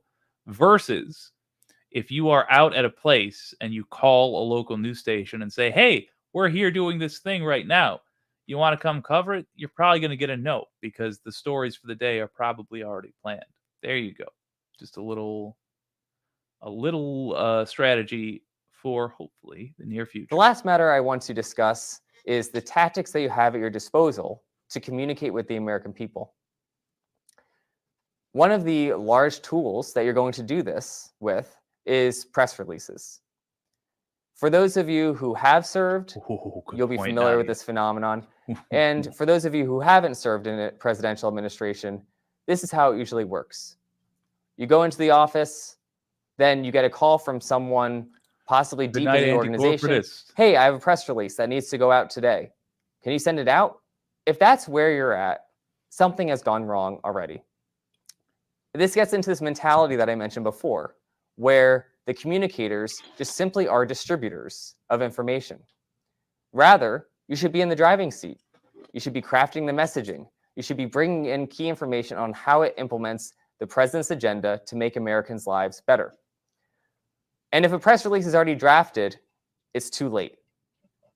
If there is a regulation or some sort of charge from law enforcement or some sort of policy change, you really need to be part of the discussion in the first place. And the reason for this let's not is jump past that.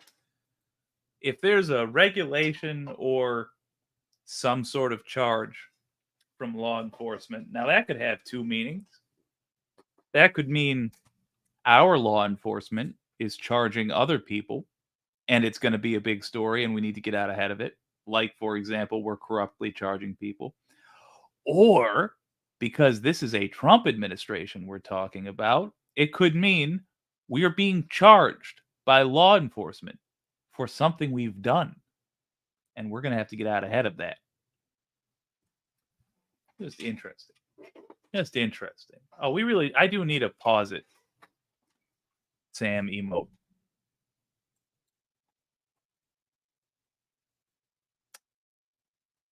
Sorry, I just saw another comment from Nadia. It's interesting, but I know my mind brain, and I will get distracted. Like I mentioned before, if you are a policymaker, they can get so in the weeds that they can become disconnected from the American people. But also, they're not going to think about how to package it to the American people or how it could be received by the American people. They can just frankly get a tunnel vision And that's the value add for communicators. You're regularly engaging with the media.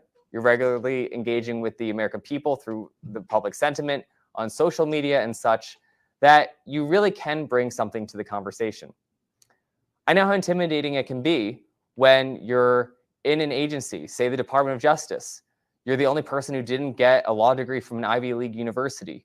And they're talking about some important regulation. I know how intimidating it can be to really offer your 2 cents. But I assure you, that's what the American people want you to do. They want someone who is implementing the president's agenda and bringing that to fruition. So if you're ever in those positions, don't be shy. The president or the White House put you in this position to do this very thing. And also, you're reading a lot of media, and that actually is an important perspective to bring to the table. So it can be as simple as, okay, well, what is the strategy going to be in implementing this regulation? Simply sending out a press release is usually the proposal from most people who don't do communications.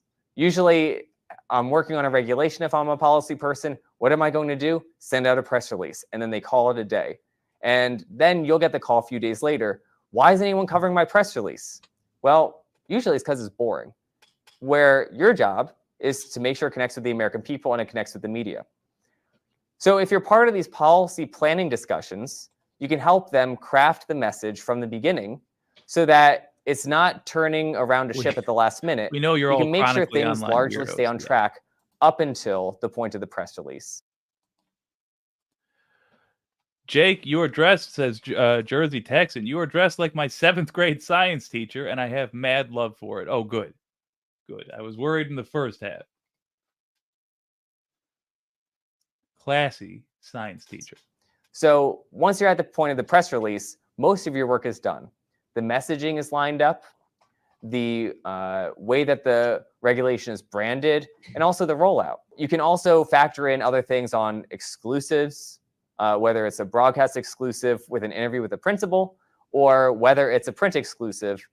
You can factor that into the rollout beyond just a press release. Because oftentimes, if there is any type of big policy change, it's because something's going to hit the Federal Register, or something's going to be out today. And calling a reporter up and saying, hey, this thing's happening in 2 hours is going to get you different coverage than, I'm alerting you, here's an embargo, here's the actual regulation, here's the actual press release, it's coming in a week.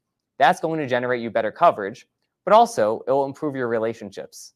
It will help you have credibility with reporters so that they really know you're part of the process and an insider, and they're going to work with you differently. Votron says, one flag in a room. I've got to go back to that. The United States purposely had only one flag in a room at a time because of the way the Nazis used the swastika flag. After 9/11, fascist flag flying. Interesting. And this gets me to another important point, which is simply to pick up the phone. When you're working with press releases, it's very simple to just get in this email mode where everything is emailed and you communicate with reporters, everything in writing. If you look at the great communicators who get points on the board, they're talking to reporters. When a reporter reaches out about any type of regulation or anything you're doing a press release on, you become a subject matter expert and you can walk them through what it's actually going to accomplish. You're going to demonstrate to the reporter, you know more than them because you've been doing your homework. And also, you know more than them because you're part of the deliberations. I mean, generally speaking, this is not something that needs to be told to an employee of a place. Like, I think we tend to fall into the trap of MAGA standards, which is to say, if a person successfully puts their pants on and they're MAGA, we give them a standing ovation because we have so little expectations from MAGA. And then we turn around and treat everybody else like adults and have expectations of them because they're not foolish enough to put on a MAGA hat. But we should just point out this person is saying the reporter whose job it is to go interview people to collect information. will call you up, and you should know more than them about the thing that they're asking you about. And you should demonstrate that you know more than them. Yeah. Yeah. That shouldn't need to be said. If a reporter calls you up and asks you about your job, presumably you would know more about what's going on at your job than a reporter would.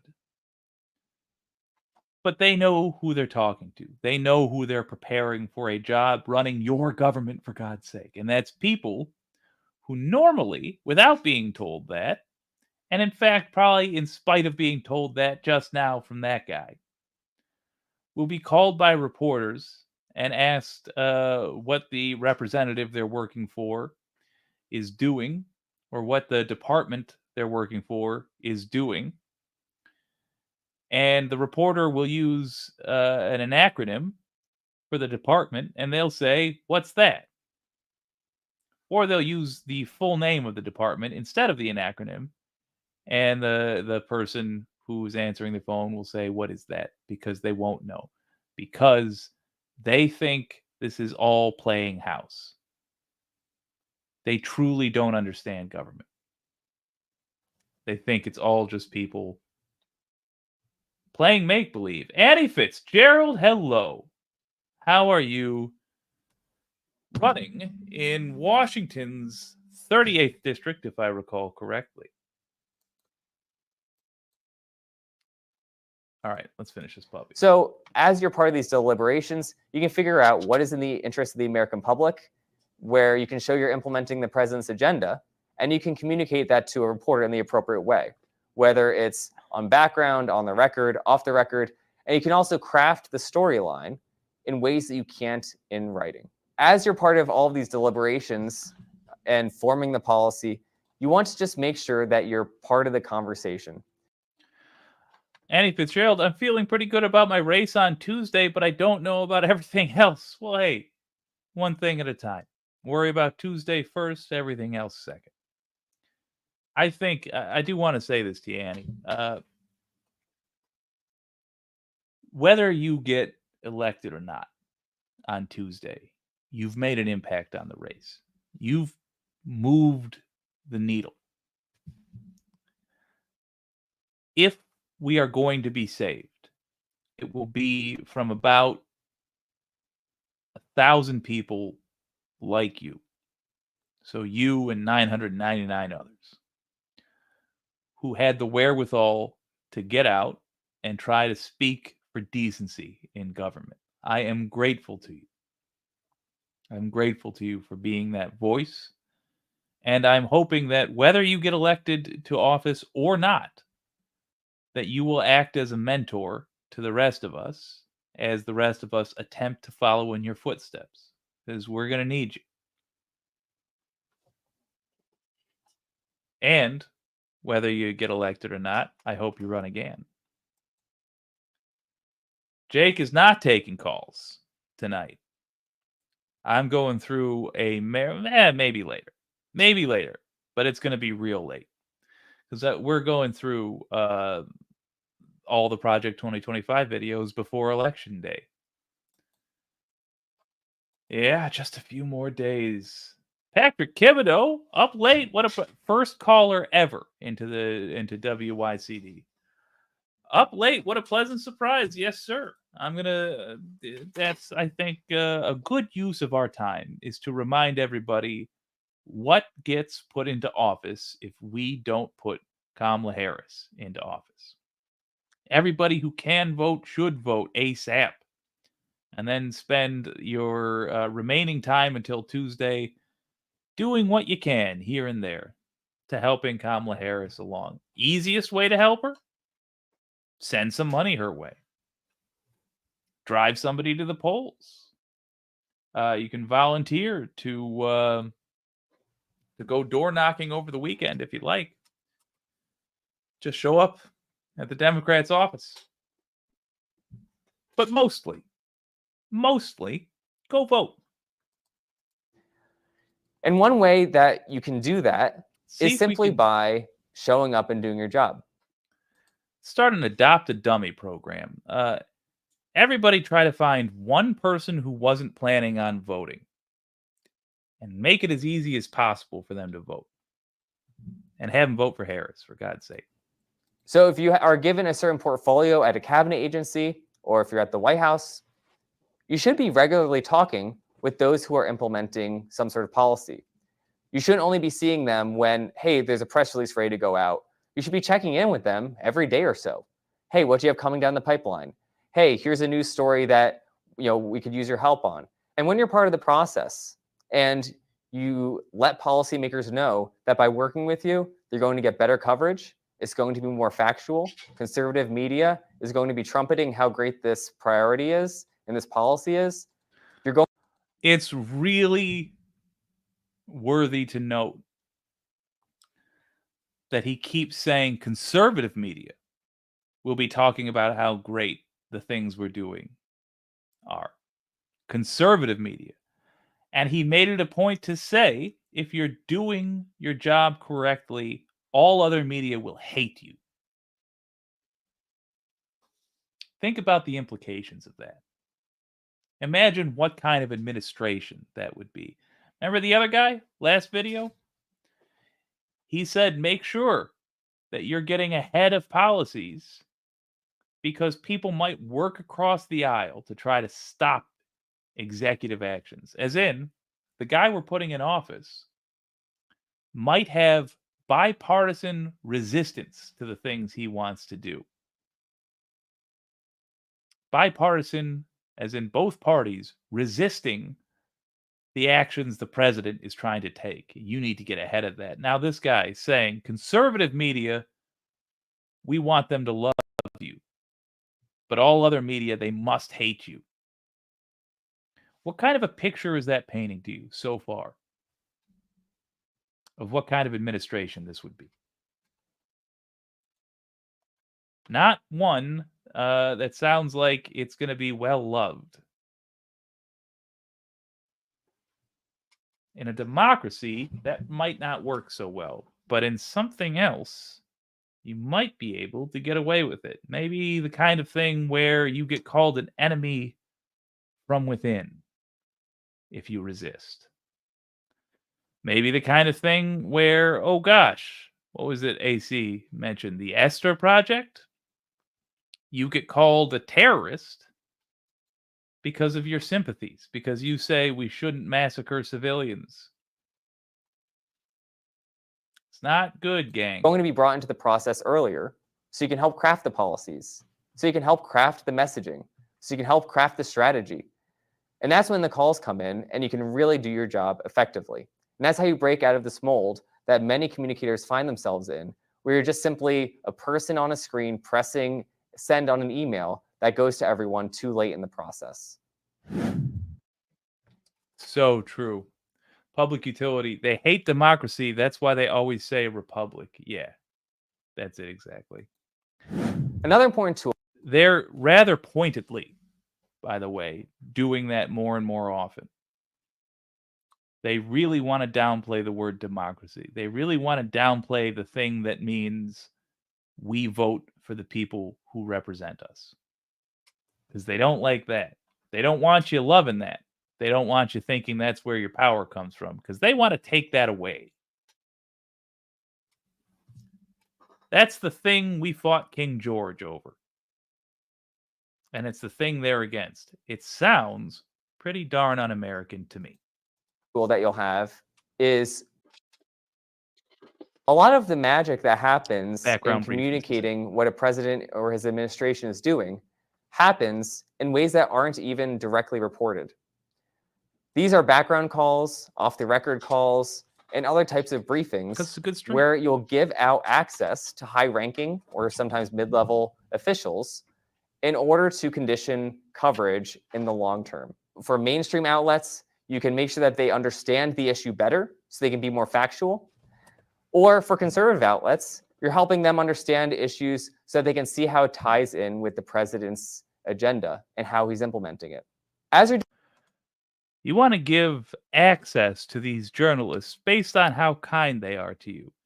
There's probably a word for that, a phrase. of some sort giving access to these journalists in exchange for certain kinds of treatment. Oh, well, moving doing on. These background calls, they can be very helpful, but sometimes working with decision makers, they might not see the value because they're not getting a clip right away. They're not getting some glowing review or write-up. That gets back to one of the first points I made on credibility. The media needs to understand that you are a gatekeeper and that you're going to help them do their job, and you need to create an incentive structure where they want to come to you rather than go around you. So by helping them do their job better, by setting them up with important officials who are making decisions.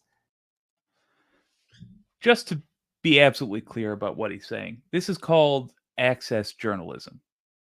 This is what is essentially wrong with U.S. journalism these days. Access journalism is when outlets give kind treatment to subjects who don't deserve it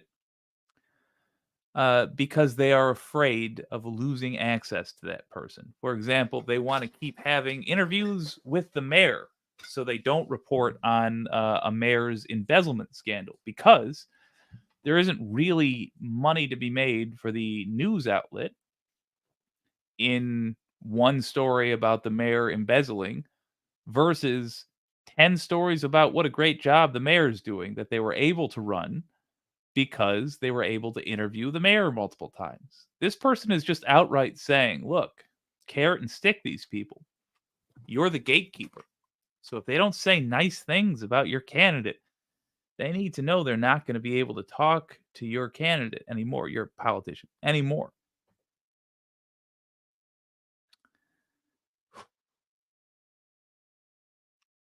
It's weird that they would even put these videos together. Like, it's not like it would have taken them all that long. I understand why they would have written the scripts beforehand, but why would they film this stuff? Unless they were sure that even if it released, Americans were too dumb to see the knife coming for their throat.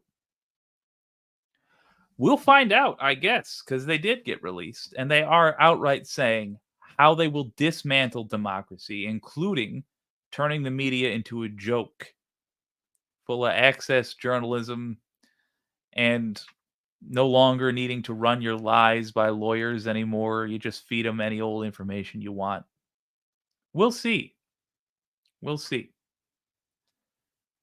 I hold out hope. For some crazy reason, I hold out hope that America is smart enough not to let this happen. But let's not just hope. Let's also vote. You can help them trust you that you're in the know. Help them, but also help them come to you when they're writing a story. You know what? Let's read this full screen. Tactic number 2: background calls and off-the-record discussions give access to higher-ranking officials in order to condition coverage in the long term. They get access on conditions. You can talk to this person, but it better be a good story. And if it's not a good story, next time you won't get access. That is who these people are. Do not let them get into power. You'll also be faced with many instances where, from legacy outlets, they're writing a damaging story about someone or something or some agency that you're responsible to be their spokesman for. There's one tactic that I think is particularly effective in this. It doesn't hurt to just stop and take stock and say, what are the facts as you understand them? What facts can I give you that could tell you that you're wrong? And that oftentimes will take them aback because they're never really asked that. And also you can ask them about how they're doing their job. You can say, okay, you're writing this story. Am I the last call that you're making? Who else have you talked to? Have you been researching this? Or ask them about how they came to the conclusions they have. Some of the more honest reporters will tell you point blank, I haven't talked to as many people as I would have liked to, or I don't know as much as I should. And sometimes, even with these legacy outlets, you can fill in important information that they would not have otherwise. As long as they're being honest with you in their limitations, that usually shows some sort of humility that they're willing to work with you and get things right. No. Wait, that's it. Hold on. Wait a minute. So, they're writing a story that's damaging to the politician you're in charge of covering for. Ask them, have you talked to anybody else? And if they're liars, they'll say yes. And if they're not liars, they'll say no. There is no scenario where they talk to somebody else already. There is no scenario where they already did some research. They already did their job and, found the evidence of this damaging story. That's not a real thing that will ever happen because you're MAGA and the world is a cartoon to you. Obviously, you'll always be right. And even if the facts say otherwise, you have to do professionally what we call one of these. Nah, nah, nah, nah, la, la, la, la, la, la, la, la. These are who will be running our government. This is what will be our government if we let Trump be in charge. Reporters will ask for a comment and communicate an urgent deadline. Those stories are largely already written, and your effect is going to be nominal, they say. Ask good questions. Good questions for them are... Let me put this full screen so I can read it. How did you come to your conclusions? Who else have you spoken with about this story? And remember, if they say anything that makes you feel bad, then they're lying.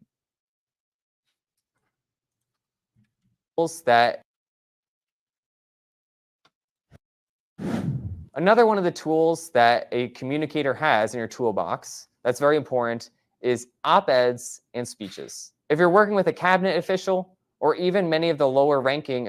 All right, I'll take this. Jake is Clark Kent, baby. You ever notice you never see them in the same room together? True, but my secret identity is not Superman. I'm actually the Question. Sorry. I know.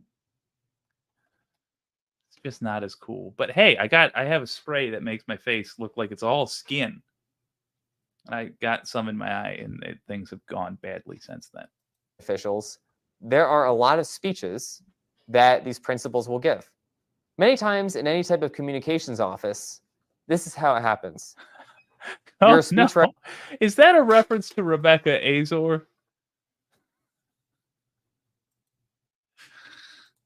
Writer, or you're in the speech writing office, or you're someone who's just designated to write speeches. You get a calendar invite. Trevor Borens. This guy is the Temu version of Rasputin. Yeah, basically. And you're told, we need a speech by this date. And then you draft it. Or sometimes the principal will draft it themselves and just send it to you to send out. Whenever principals will put something on the calendar for a speech or they draft something, sometimes they'll think of it just as a regular churn. But this is really missing many of these big opportunities for speeches and for op-eds. Think of all the speeches that were given in any presidential administration, and then think of how many that you have seen where someone sent it to you and said, oh my gosh, have you seen this speech? They said things that I've thought about it, but they've never put it like that. They were so right. These are one of these few opportunities where we can really have... Like there was this thing I heard the other day, and it really struck a chord with me. It was that the Jews will not replace us. And I was like, yeah, I've thought that all the time, and I never said it out loud. Have thought leadership. Most of what you do in communicating is contributing to the churn. This is the daily breaking news of some regulation or policy change or some military conflict or crisis. But speech writing is the ability to set trends in the long run, to pave an intellectual framework they can go down as you're implementing the president's agenda. And if you remember this, you can really take speeches and op-eds and turn them into what they should be. Opportunities to tell Americans how you're improving their lives, and also to sell a vision. You're not. Oftentimes, we have this vision setting during presidential campaigns, and then it kind of peters out once the government power is taken by a presidential candidate and they're actually sworn in as president. Yet, if you think of many of the big speeches like And Reagan. that's going to be really tough for us, because if Trump gets into power, it will be the last time power is ever transferred in the United States of America. City on a Hill speech, that was given while he was president, or the tear down this wall speech. Those are these opportunities that we should be going for. These are really hard moments to create, but we have enough of the tools to do it. So inevitably, there is a time crunch. You are going to have to do some of these churn speeches, but they should really be avoided. When you leave the administration, you don't want to be thinking, man, I had all these opportunities to tell these great stories, to sell the American dream, or to lay out a vision for what America could be. Before you get in, and when you're in, don't get stuck in the churn and think, what would a life-changing speech look like? What would a speech be like that everyone is talking about for the next few months? What does a speech look like that the New York Times editorial board is going to have a meltdown over? If you're doing that, odds are you're doing. I was trying to say fine, but not evil. Let's get on to the interesting stuff. But he's saying you should ask yourself when you're writing your next speech. That the New York Times out for the next few months. What does a speech look like that the New York Times editorial board is going to have a meltdown over? If you're doing that. How can I make the New York Times editorial board have a meltdown? That's his goal setting for the next administration. Hey, how can you make a bunch of people on a major newspaper's editorial board freak out and say things like undemocratic or evil or the most vile thing I've ever heard? That's how you know you're on the right track. Jesus.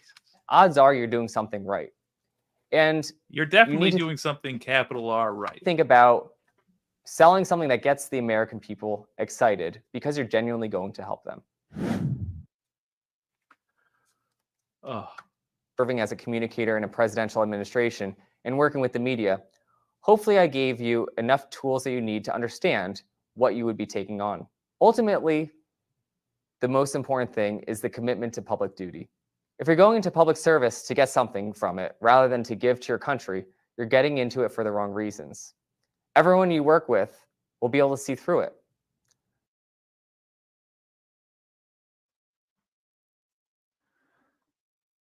You have to spell out for me what IOW means, but Project 2025 is way, way, way toned down from what they really believe and really intend to do. Oh, yeah.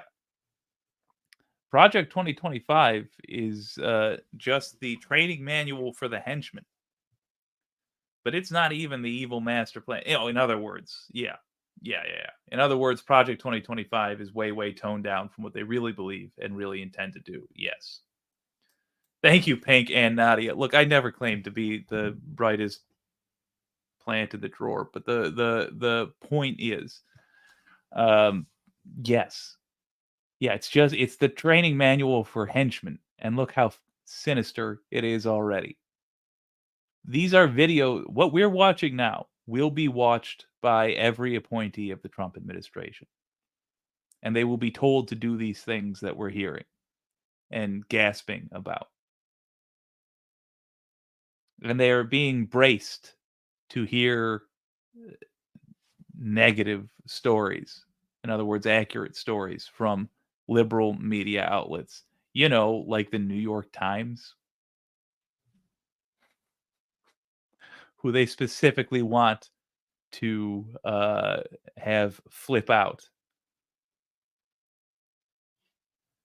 Yeah, Project 2025 has been in motion for 50 years. I mean, let me say this. Project 2025 is the most recent step in the chipping away of democracy in America. And it began in Reagan's era, officially. I mean, it really got started. Now, it got into motion with Reagan, but obviously it started before then. But with the introduction of neoliberalism and the inevitable end of neoliberalism, as we have seen in every country where it is recommended, or not recommended, implemented, is fascism. The irony. You know, it was started by a guy who was fleeing the Nazis and wanted to find a better way than democracy.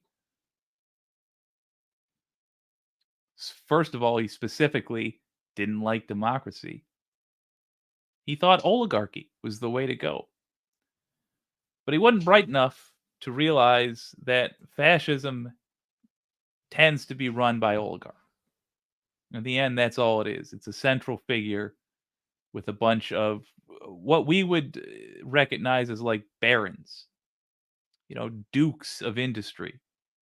It's a new nobility, which we must all serve.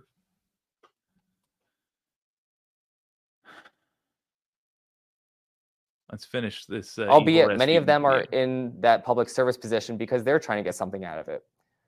But if you truly decide to make a sacrificial move and sacrifice for your country, and that's your reason for serving, everyone will be able to tell, and your country will be better for it. But also, you'll be better for it. Whenever you speak with the legacy media, you're not going to live in fear of them. You're going to encounter them as... I want to say the guy's name was Friedman, but let me look that up. As someone entrusted by the American public. And they will notice. They'll notice that you don't crave their approval because you're speaking with the approval of the American people. Whenever you're working with writing speeches or op-eds, you will have a conviction that the American people put you in this position and that you won't have any type of inadequacies or any other complexes that you're trying to flesh out in your speeches. You're going to be focused on delivering what the American people want, and that is... Yeah, it was Milton Friedman. Yes, thank you, Public Utility and Pinkerbell. Yeah, Milton Friedman was the guy. Simply put, a constitutional government. You're coming in to implement the will of the people. Nobel Prize. We should go back and revoke some of those. The will of the president, and simply put, to help the government function. Thank you.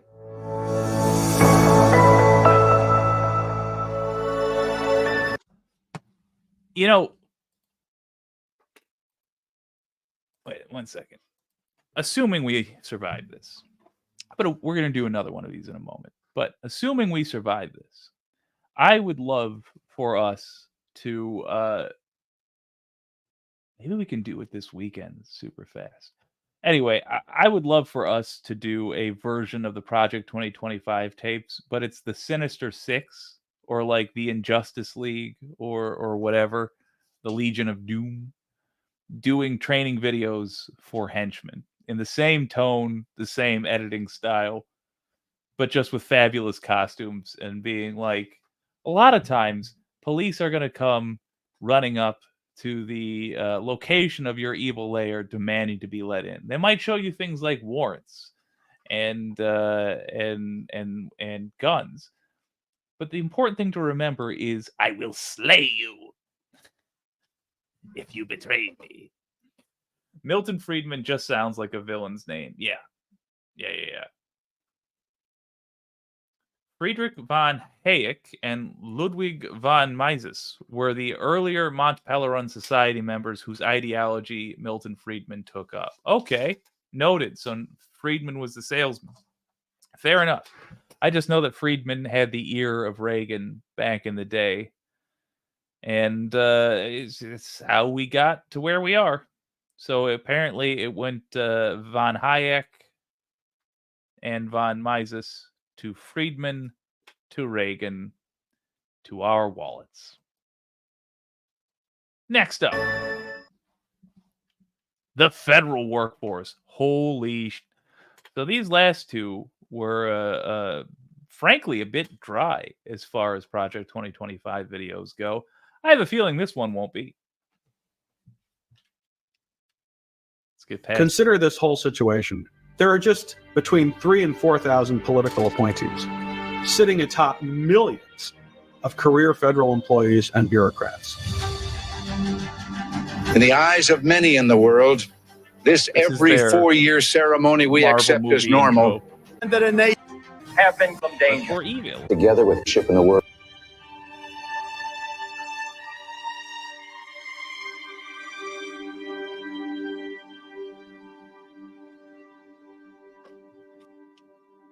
Hi, my name is Spencer Cradian, and I don't want to, the way people look shouldn't be important. I realize this. I just want to state, as a matter of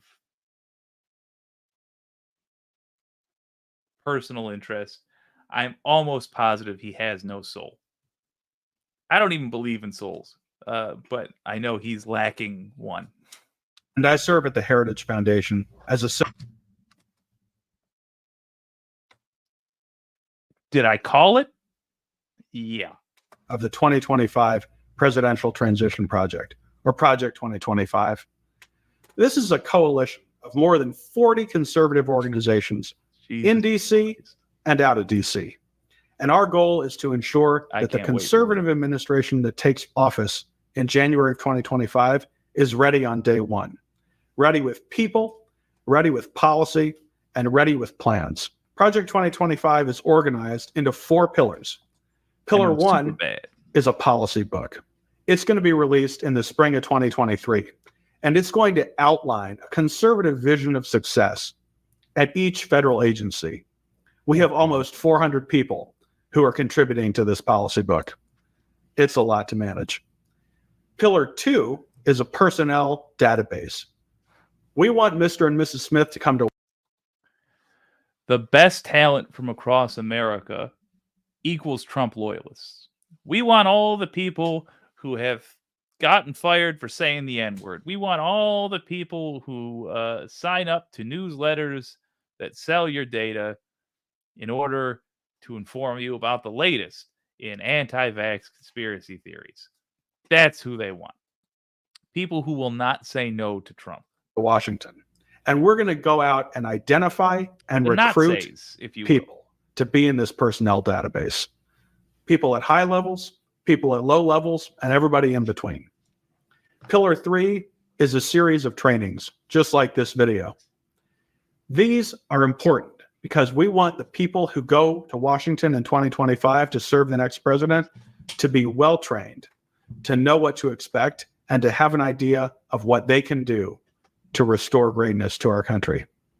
And then Pillar 4 is a playbook, a game plan for each federal agency in more detail than Pillar 1, starting with the official transition period and going out all the way the first 6 months of the new administration.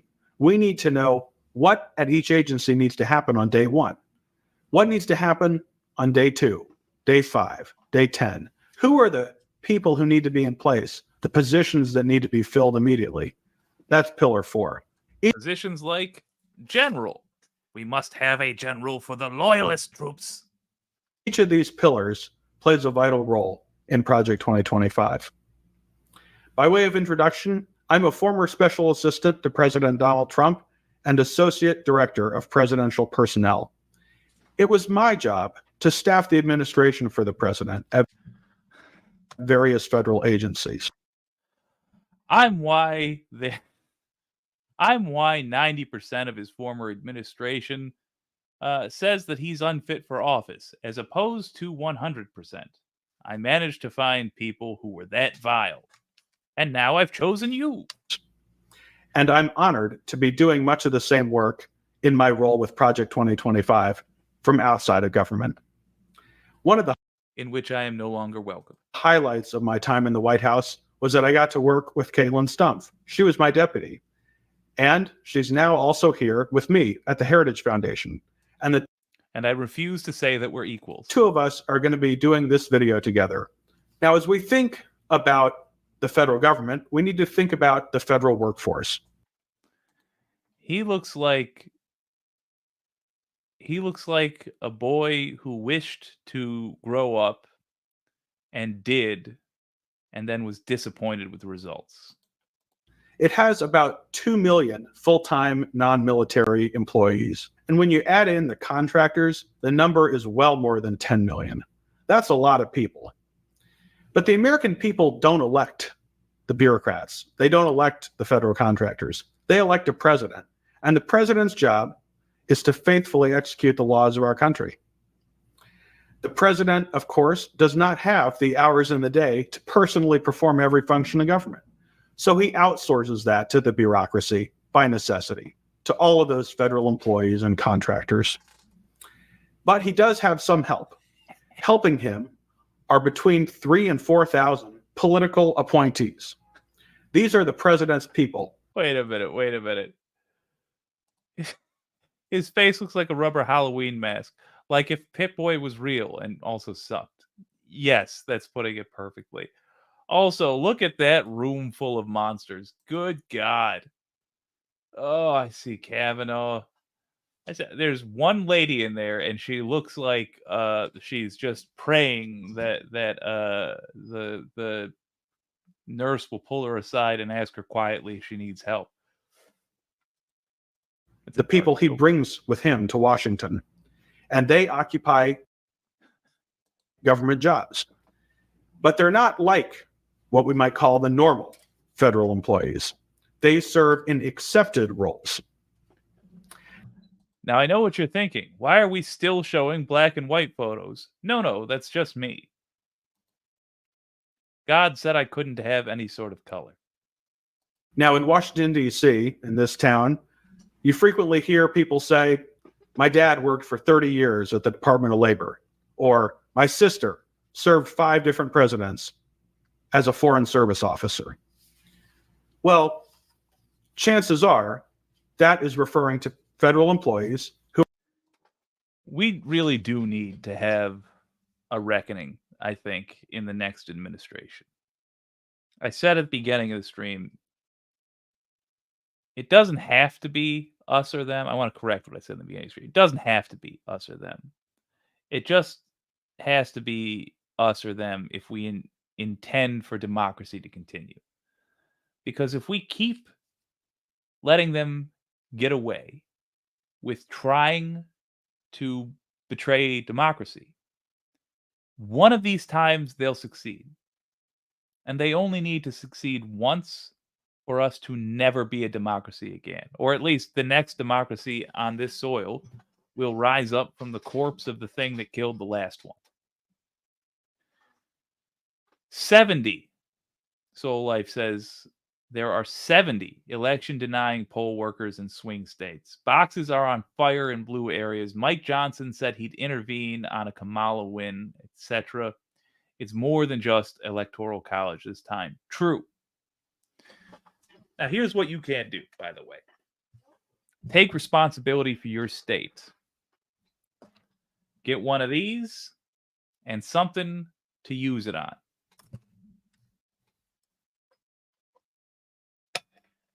Take down names.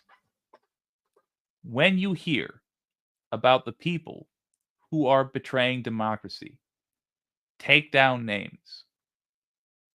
And ensure that if we survive this, you are going to your local prosecutor and demanding, as the aggrieved party, as someone whose vote was threatened by these people, demand action.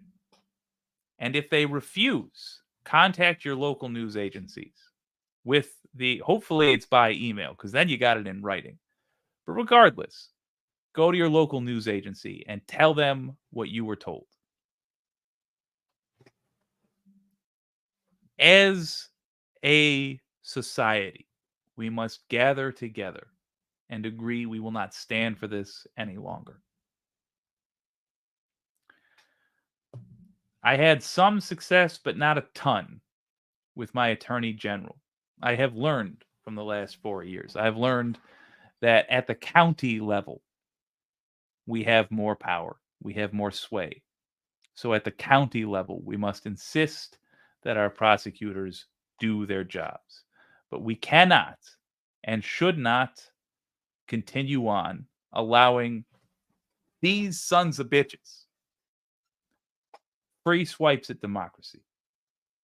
Even if you don't respect yourself enough to demand justice for yourself, hopefully you love and respect your children, your nieces and nephews, your grandchildren, your brothers and sisters, your mothers and fathers. Hopefully you care about them enough to demand a just society for them to live in. Thank you, Soleil. Who are hired through the normal hiring process. There are all sorts of rules and regulations that govern that process. If you want a federal job, they look at your qualifications, your expertise, your work history, your salary history. It's supposed to. Hold on. There will be no reckoning, says Nadia Yvette Chambers, aka New York City. There will be no reckoning. The Portuguese fascist coup d'etat of 28 May 1926 is what happens when no one ever seriously penalizes the offenders. I agree with the second half, but not that there will be no reckoning. It's on us. It must begin somewhere. We cannot simply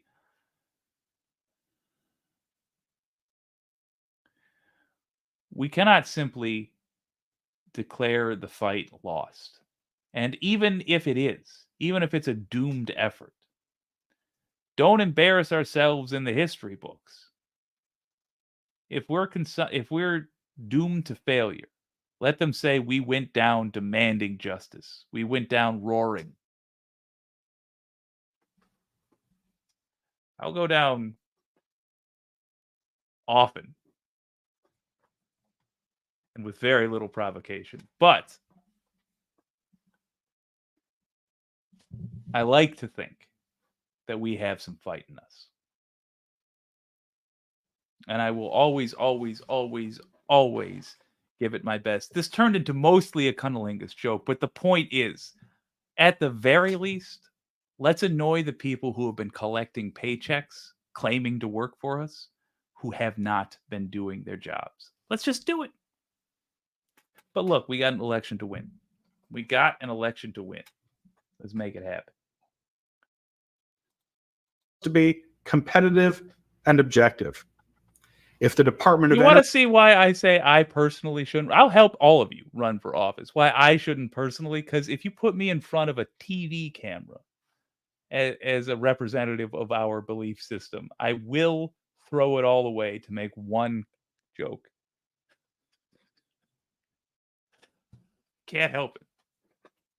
Energy is hiring a nuclear engineer who's going to be handling radioactive waste. Clearly, there are some very specific qualifications that are needed. If the IRS is hiring an HR manager, perhaps less expertise is needed. But the point is that those federal employees are not at risk of losing their jobs with a change in presidential administration. In fact, they have incredible job security. You've probably read stories or heard examples, but the federal government is notorious for its inability to fire virtually anybody. Even if an employee is in trouble, there are hearings, appeals, benefit of the doubt always granted, and it's very rare that the federal workforce will actually fire one of its own. But accepted service, the kind that political appointees engage in, is not subject to these same. Nadia, your level of education continually fascinates me. Is that just developed from an interest, or do you actually do you have a professional background in this? Either way, I'm impressed. Sincerely, my friend. I'm annoying my incumbent. Does that count? Yeah, you get extra credit. You've been killing it, Annie. Thank you. All right, let's get to it, because this guy is a unique version of scum. Same rules and these same standards. These 3,000 to 4,000 appointees serve at the pleasure of the president, and they can be removed by the president at any time. So they don't enjoy the usual perks of federal service.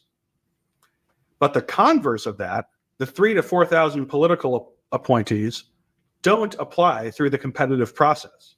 their qualifications are not evaluated by career federal HR departments. They're there because the president wants them there, and they serve the president. That's how you guys got in here. Project 2025 hirees. You know, we were talking about those people that need oh wait, F you. I was on your, I was thrilled with you, Nadia. But now so you have no background in it, and your interests are largely elsewhere. So you just knew that stuff casually, is what you're saying. Not even a hobby.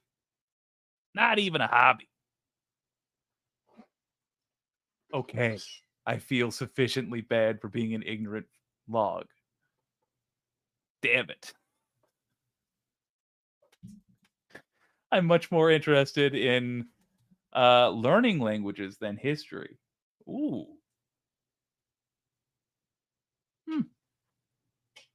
I would like to learn languages as well. But I only speak English and bad English. Consider this whole situation. There are just between 3,000 and 4,000 political appointees sitting atop millions of career. Also, I'm joking about FU. I'm genuinely impressed. It was my way of complimenting. What? Public utility. I think LT9K brought me to this group and the Left Past 10 group. Heck yeah. Well, good on you, Nadia. My talent is lacking, but I just keep trying anyway. Hey, what is it Jake the dog said? Sucking at something is the first step to being kind of good at something. Federal employees and bureaucrats. Is that really enough? The president brought those few thousand people with him to change the direction of the government, and the president is expected to deliver what he ran on. The appointees are the ones who make it happen, those 3,000 to 4,000 people. In fact, it would be impossible for the president to change anything without them. Is 3,000 to 4,000 political appointees enough to turn around that federal battleship? Think about it. These are the only people at their agency who are accountable to the president and who serve at his pleasure. What does the number of appointees suggest about the president's accountability to the people who really matter, the voters? Or imagine what would happen if almost all federal employees opposed a certain president. Would you bet on just a few thousand people to overcome the massive federal bureaucracy? Some people want to reduce the number of political appointees or reclassify more positions as reserved for career employees and not political appointees. Some on the right even say that we, because we believe in small government, should just lead by example and not fill certain political positions. I suggest that it would be almost impossible to bring any conservative change to America if the president did that. So, okay, so look. Some folks, and I know I've been hard on them recently, but some folks are genuinely conservative. They genuinely believe in small government and being slow to change. This highlights how MAGA is different than the GOP. It's all Republican. But MAGA and GOP are different. In my phraseology, I don't know what the word is. Here's the deal. He felt the need there to stress that old-fashioned conservatives want small government. Why does he not want that? Because he's a different ideology. He wants an authoritarian government. And he specifically wants political appointees. He explained at the jump what the difference is between a political appointee and a career a career government worker. Those career government workers, and by the way, they came up with in the first video the slang term careers as a derogatory term for them. They are good at their jobs. They have training specific to the thing that they do. They're engineers, for example. They're folks with expertise. These people, the Project 2025 people, they're political appointees. They're appointed for their loyalty. He's differentiating the ideologies here between MAGA, GOP, and Democrat. The Democrats are the folks who want experts in government, basically. GOP, the old-fashioned Republicans, they want less government officials. They simply want government to work more slowly, be a more cumbersome thing, because they want it privatized. That's their ultimate goal. MAGA is a different beast entirely. MAGA wants authoritarianism. They want the executive's will done without question. And that is an important thing to understand. He's saying it in a bland manner. It's his job to normalize this stuff. It's not a good thing, folks, because we understand what they're driving at. This is the person that they want to enact the will of the person who drew on a map of a hurricane's path, making it seem like it was going somewhere it wasn't, because it was more important to him to cover up for a verbal gaffe than it was to correctly inform the American people of where a hurricane was heading. That's the person who they want to be their authority. We got a famous person in the house here, Prancess. What is up? Good to see you, gang. The Prancess runs great shows. I consider them a role model for putting on entertaining streams. And it looks like he's debating Kamala versus Trump with Andrew Wilson on Monday. All right. I intend to tune in, Prancess. That'll be interesting. I'll root you on. I'll cheer for you. Kamala, I should say. Boy, I better get that name right. Hey, Prancess, look, I'm going to be the peanut gallery since I'm in front of the microphone. I beg you to ask the question I wanted to ask Trump in Warren earlier today. Please ask if you think that Kamala has the authority to overturn the election if she's not satisfied with the results. Does the vice president have the ability to do that? They're not satisfied with the results. Be a fun little question to ask. I'm just tossing it out there. Where is Foxy? I haven't seen her in a minute. Yeah. I assume she's all right. I should ask. I will ask. But truth be told, I understand not wanting to be submerged in this right now. Go vote. If you vote, you're good. It's the main thing you got to do, gang. Wouldn't hurt to get non-voters to vote as well, but mostly cover your butt. All right. Who are these political appointees?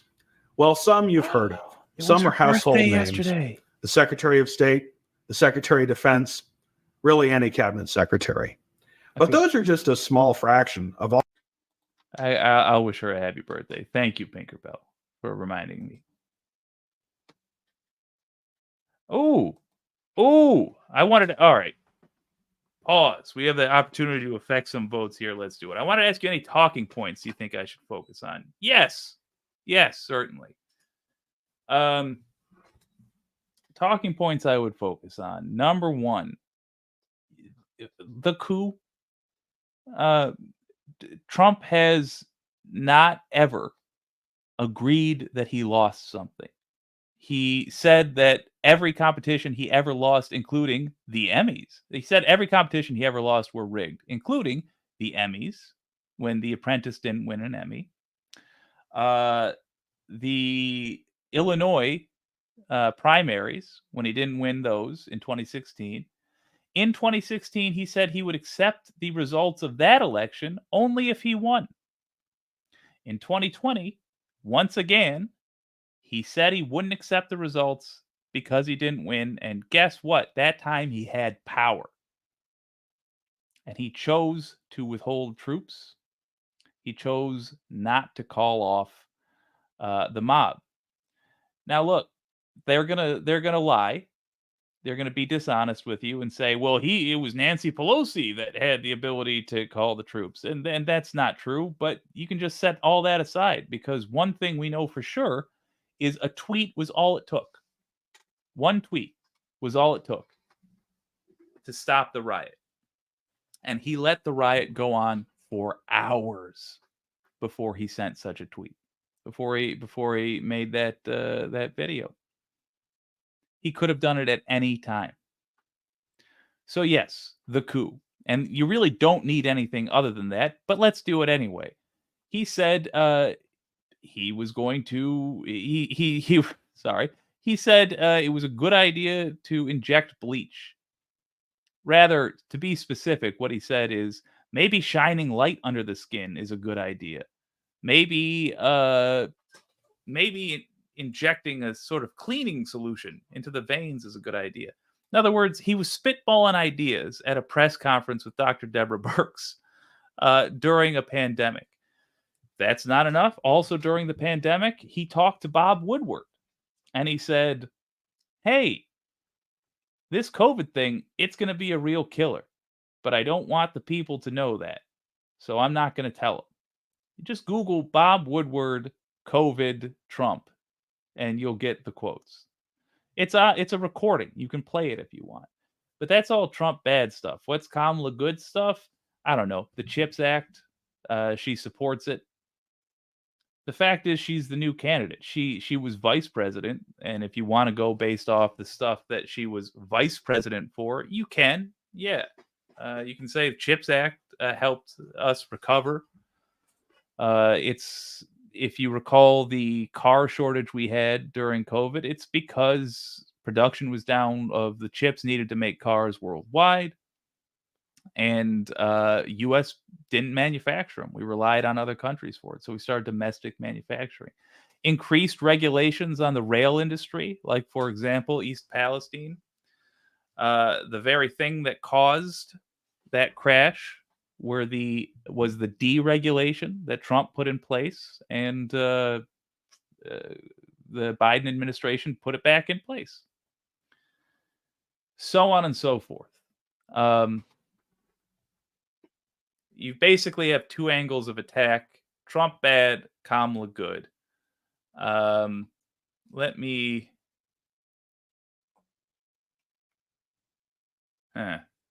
just check one thing for you real quick. Yeah. I'm sorry, I don't have the link. Anyway, if you look up the most recent Some More News, it's just a list of Trump bad stuff. You can pull from that. For the Kamala good, it's harder to prove because she hasn't been in office, but she has reasonable plans. I'm not even a huge fan of hers, but the real debate is a fascist. A genuine, I'm not just using inflammatory language, but a genuine authoritarian fascist versus some lady, a responsible human being. She was a prosecutor. She has a background that is admirable. She was vice president. She knows what the job entails.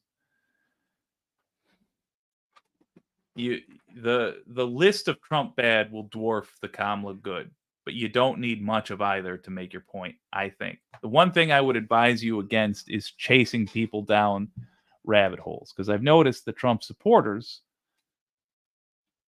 they think this is a game. They think it has nothing to do, like, psychologically, what I think I understand about these folks. They don't think any of the stuff we're talking about means anything, you know? So what they do is you'll say one thing and they'll start saying, but what about this other thing? Oh, but what about this obviously untrue thing? And they'll try to get you to chase those things. Just focus on one thing and hold it there. And don't let them run away from your most devastating thing that you have. Or at least until they answer it. Like, for example, January 6th. And the reason is any one day of Trump's presidency is disqualifying.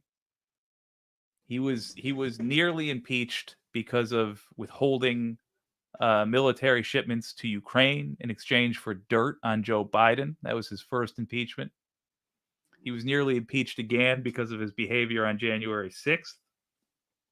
You can look at the speeches Lindsey Graham gave right after January 6th or Mitch McConnell gave right after January 6th as your proof of that. I wish you luck. You're doing the Lord's work, and I'll be there to support you, man. Yeah, no one is a huge fan of Harris unless they are in a delusional cult like MAGA, says Jersey Texan. I would use that as a point in your favor, actually. I would point out, I would lampshade the fact that the left does not love Harris. I would say, I would point out, like, look, the people who are supporting Harris have realistic expectations of her. We don't adore her. You don't even have to do a we there, but they don't adore her. And that's because they view her as an actual, real human being. They have disagreements with her. They have ways they're going to try to push her here and there. And that is because it's a real candidate.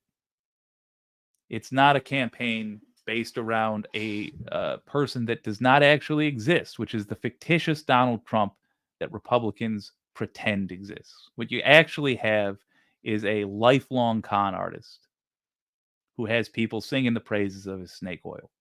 And it just can't do all the things that he says it can. Oh my God, Nadia, with another $10 super chat. Thank you so much. John Paul Sartre's quote about the anti-Semite playing with words seems like it would be a rather apt description of what you're trying to say the MAGA types are doing.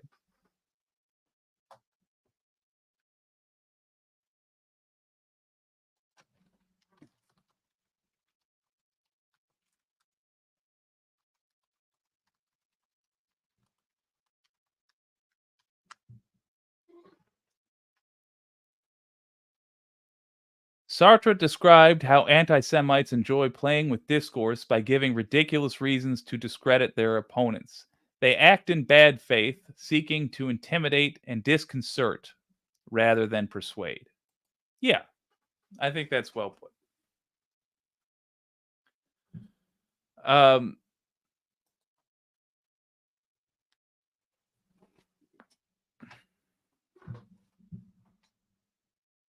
If you're actually trying to sway people, the final thing I'd say about it is this.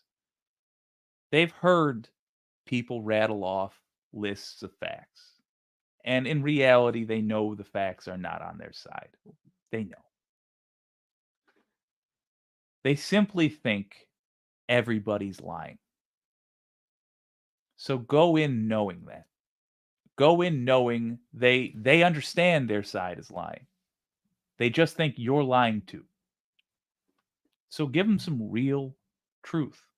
Like, for example, the fact that, as far as I can tell, you don't love Kamala Harris. I often describe her as just some lady. And that's what makes her more qualified than Trump. I would trust her to drive my kids to school. I would trust her to hold my wallet for a second. And I wouldn't trust Trump to do that. Good luck, man. Soul Life, my once Republican boss that calls himself moderate posts Trump says Kamala's problem is she's too liberal and needs to be more centrist.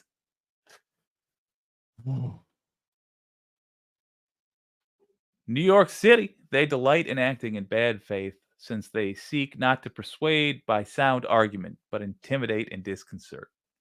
Yeah. This lot buys into flat earth rubbish. Yep. All right, let's get after it. All political appointees. Most political appointees are people you haven't heard of. Now, the ones I mentioned, like the cabinet level people, those. Or just show them a picture of this guy and be like, look, do you really want to support Trump? Wind up like this guy, looking like somebody that didn't quite make it into the wax museum? Come on. Those are what we call PASs, or presidential appointment with Senate confirmation. Oh. Their offices are created by statute, and their salary is set by law. In addition to presidential appointments with Senate confirmation, there are also PAs, presidential appointments that don't require Senate confirmation. An example of a PAS is the Deputy Secretary of Housing and Urban Development. An example of a PA, presidential appointment without Senate confirmation, is the Treasurer of the United States. But that's not all the political appointees. The ones who aren't appointed by the president directly are hired under various authorities, various hiring authorities. The most common authority is Schedule C. This refers to accepted federal service that is confidential or policymaking in nature. Schedule Cs include 22-year-olds just out of college working their first job. They include seasoned veterans of multiple administrations who've come out of retirement to work for the president they love. And they include everybody in between. A majority of political appointees are Schedule C appointees. Another prominent hiring authority that is used for political appointees is the Senior Executive Service, or SES, specifically non-career SES. The Senior Executive Service was established during the presidency of Jimmy Carter in the 1970s, and it was designed to ensure that well-qualified people could serve in the federal government at executive levels above the normal civil service. About 10% of SESs can be non-career or political. So a good percentage of political appointees are hired under SES authority. Many senior political appointees, not exactly household names, but known among the Beltway political class, are non-career SES appointees. Now, every 4 years, the government publishes a report to Congress on policy and supporting positions. It's informally known as the Plum Book, and I highly recommend that you check it out. In December of 2020, the most recent Plum Book, across all federal agencies, there were 1,118 PAS positions, presidential appointment with Senate confirmation. There were 354 PA positions, presidential appointment without Senate confirmation. There were 724 non-career SES positions, and there were 1,566 Schedule C positions. That's a total of 3,762, right between that 3,000 to 4,000 number that I mentioned earlier. Now, the federal bureaucracy is very complicated, and there are all sorts of rules about creating new positions that are accepted. There are all sorts of rules about what happens when someone who's... Sorry, I got a soul life pinky. The people in chat pay attention when I turn to chat to vent about him. All hate him. LOL. And when I do, I vent, I recount events. I don't dive into my opinions. Fair enough. Yeah, well, that's the hot goss. You know, that's what we're going to pay attention to. Is nominated for a Senate confirmed position is still awaiting confirmation by the Senate. And who can be acting in that role in the meantime? Look, I would but like those are stories for a different... I would like to make fun of him for explaining what all those positions are. But the fact is, this is a training video, and that's good stuff to know. Nothing, no, look, don't let it be said I wasn't fair. No critiques there. Different video. For now, think about those approximately 3,700 political appointees that I mentioned. They serve at the pleasure of the president. Sometimes we all get a reminder that they serve at the pleasure of the president, like when the president fires a cabinet secretary. But in fact, all political appointees serve at the pleasure of the president. Well, I take that back. So the president doesn't normally fire or threaten to fire the low-level employees. But it doesn't surprise me to hear that they're making that a big part of this. Serve mein Führer or suffer. What must they be thinking about as they go into their office every morning? What pitfalls do they need to watch out for? And how on earth did they get there in the first place? Well, as I mentioned, Caitlin Stumpf was my deputy at the White House and is now my colleague at the Heritage Foundation. And Caitlin's going to explain a little more about how these people did get to where they are. I can't stress enough, she used to work for me. It doesn't make me angry that we're I won't say we're equals now, but it doesn't. Anyway, here she is. So, we just learned about several types of federal jobs. And I bet you're wondering, how can I obtain a political appointment in the next presidential administration? Well, first of all, we need to see proof of villainy. There's got to be a picture of you speeding away from a biker you just hit, or burning a cross or something. Answer is PPO. PPO stands for the Presidential Personnel Office. It's an office in the White House that acts on behalf of the president to meet his staffing needs. It is structured like many other offices in the White House. There's a director who is an assistant to the president, perhaps a deputy director and associate directors who are often special assistants to the president, and various other staff who report to the director and his associates. The main mission of PPO is to identify, recruit, and evaluate candidates for all political appointments and nominations across the federal government. Some questions that PPO may help answer include: who will be the ambassador to France? Who will be the chief of staff at the Department of Commerce? Who will serve as a senior advisor to the Secretary of the Treasury? Respectfully, ambassador to France is entirely for people that have pleased the president, and I don't just mean Trump. Who doesn't want to be ambassador to France? Say, when are we arguing with France? Sorry, I've got to go to Paris for business. Just saying. And who will fill that entry-level position at the Department of Housing and Urban Development? This is where PPO comes in. Now, each role is unique. And for those higher-level positions, such as the ones in the president's cabinet, the president likes to select those people himself.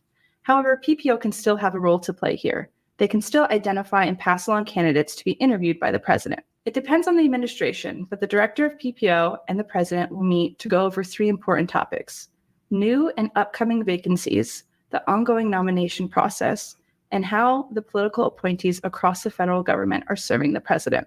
There are 2 important points to remember when thinking about PPO and staffing.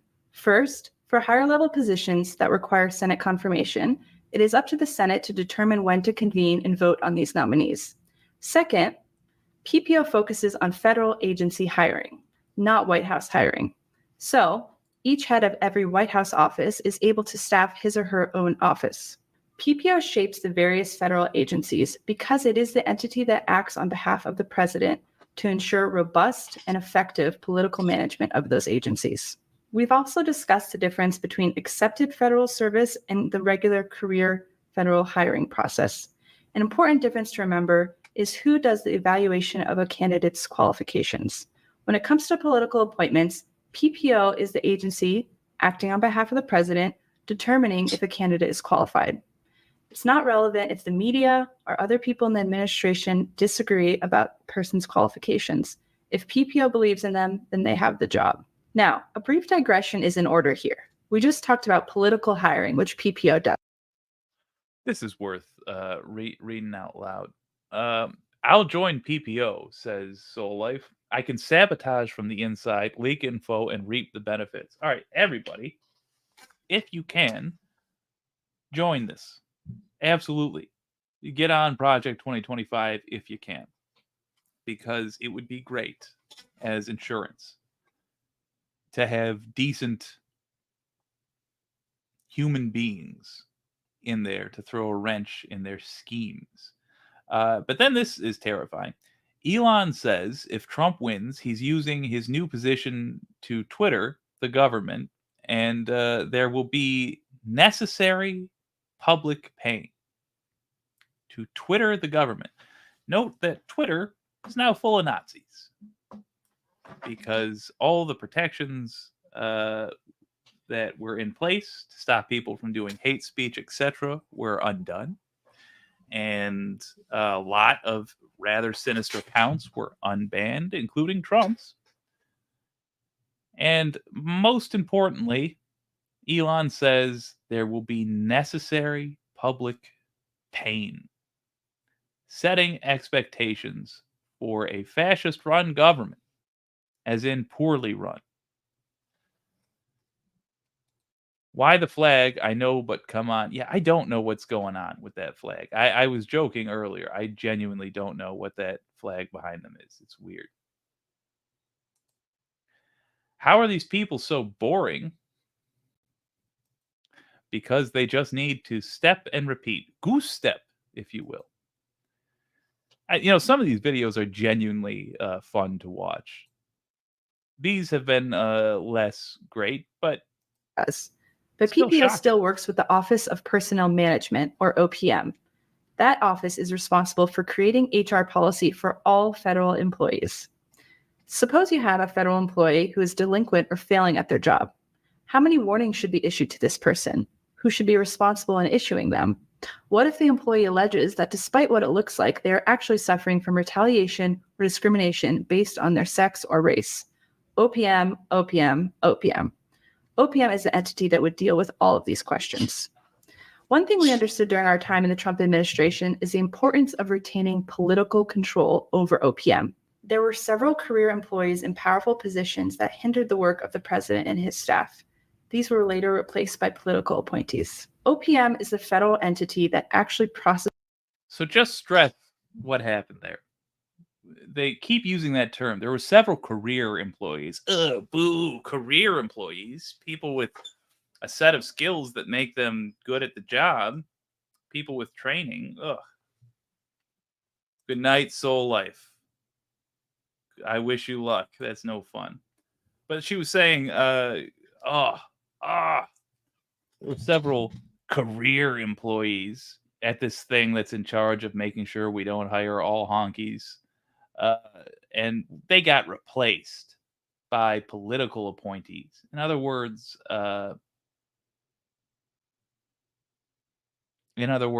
loyalists. And this time around, they're saying, we're just scrubbing the whole staff. It's all going to be loyalists everywhere. We're getting rid of everybody and replacing them with you, people we have vetted ahead of time as Trump loyalists.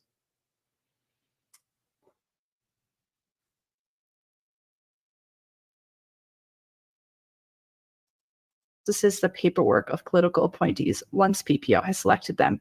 It is vital for PPO and political leadership of OPM to have a productive working relationship and to speak regularly about personnel strategy. If PPO is the who, OPM is the how. Once PPO selects someone to be hired, OPM is responsible for onboarding them. There are many issues that affect the federal workforce that go beyond the typical HR issues we are all familiar with. For example, how many political appointees are there? Can there be any new roles created? Which positions, if any, are reserved for career federal employees and why? Which federal employees are considered essential during a pandemic, a blizzard, or a government shutdown? Under what authority should non-career federal employees be hired? And what is the process for converting a Schedule C employee into a career federal employee? OPM makes crucial decisions about these sorts of things. OPM also has an important role to play when it comes to security clearances. Oh boy. Lot of dangerous stuff being said very dully here. So she's talking about effing with the process of giving people security clearance. This from the guy that stole our classified documents. She's also talking about just deciding who gets which jobs require qualifications at all. Can there be new positions of power within our government? Guys, it's not going to be a subtle thing this time around. It's not going to be, the water is not going to be slowly brought to boil. We're going to be dumped in the jacuzzi. And it's infested with whatever gross stuff is growing on Trump's genitals. It's not going to be good. Nurse Ratched is indeed on point, Votron. All right. Political appointees, especially those at the Senate-confirmed level, require security clearances to complete their jobs. OPM plays a role in the speed of this process. Because personnel is policy, as the saying goes, PPO is in many ways the key to a successful administration. But if PPO and Good night, OPM do Tristan not have Texan. alignment, there will not be any success. So Good PPO, night. the Presidential Personnel Office, And thank you for decides joining. who gets a job as a political appointee. And OPM, the Office of Personnel Management, makes it happen. But what does the process look like for you, the prospective appointee? Well, first, you should assess your own interests and your own qualifications. Do you believe in the president's vision? Do you believe in the agenda that he set out during the campaign? Well, that's a hell of a thing to start with. Are you a Trump supporter? He asks.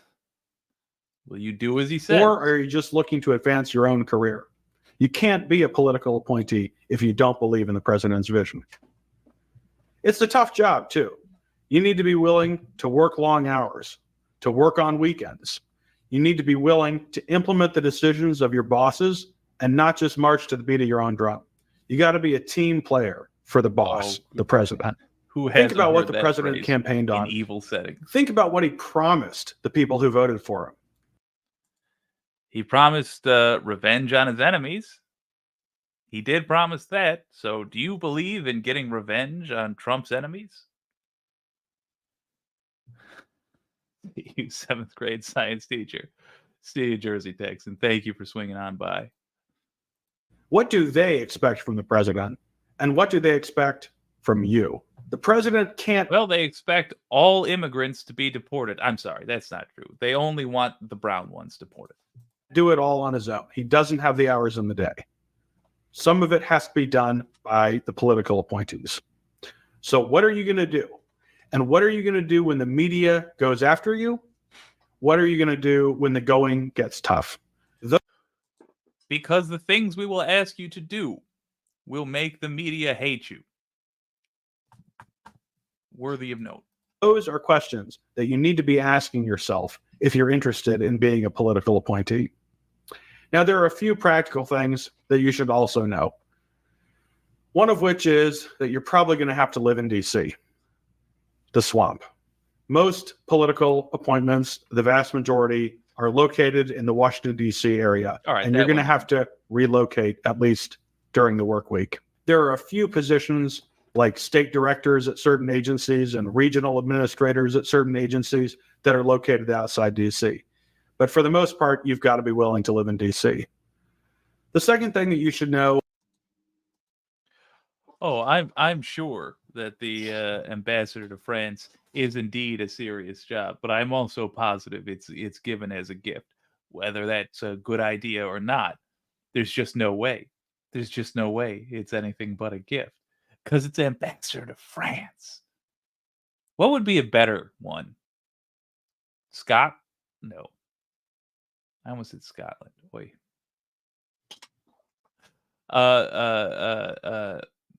Northern Ireland? I don't know. Anyway, whoopsie doodles. Is that it's much easier in all areas of the federal hiring process if you haven't broken the law. So obey the law, and we will have fewer problems with background checks. And 2/3 of Project 2025 candidates just withdrew their applications. Paperwork for the hiring process. And then the only thing I would say that completely... I'm sorry. It says so much that he has to tell the people that are presumably already appointed and watching this video, hey, don't do any more law breaking, you guys, for real, for really reals, because it slows things down. We've got to bribe so many officers or threaten so many officers' careers. You got to stop breaking the law. All right, just break it a little bit. But, just don't do necessarily bomb threats to a whole school. You just find where the black family lives and call their personal homes. Or you write a letter and stick it in their mailbox with a bomb threat there. And that way you're letting them know also, hey, I know where you live. It really does a lot better job of intimidating the black family, and it's less work when you get a job in the Project 2025 run government. Precludes you from serving a president as an appointee is if you don't agree with the president's vision. If you're going to wreck, undermine, and take cheap shots at the... Pinky swear has to be TM'd by Pinkerbell. When I think of pinky swear, I imagine it's a rather charming cuss, either like the word crud or a non-cuss that's said in place of one.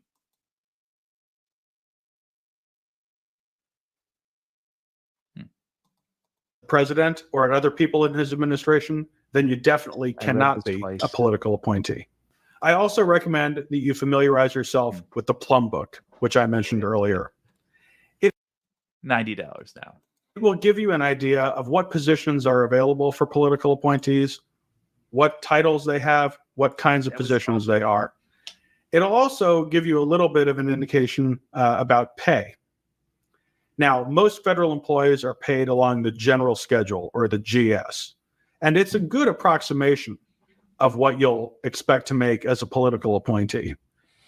Note that in DC, there is locality pay, which reflects the fact that it's more expensive to live here than in most of America. But also remember that PPO decides how much to pay its appointees within the scope of the law. And you are not going to be on the normal federal hiring process, and you aren't necessarily going to be on the GS scale, the GS schedule.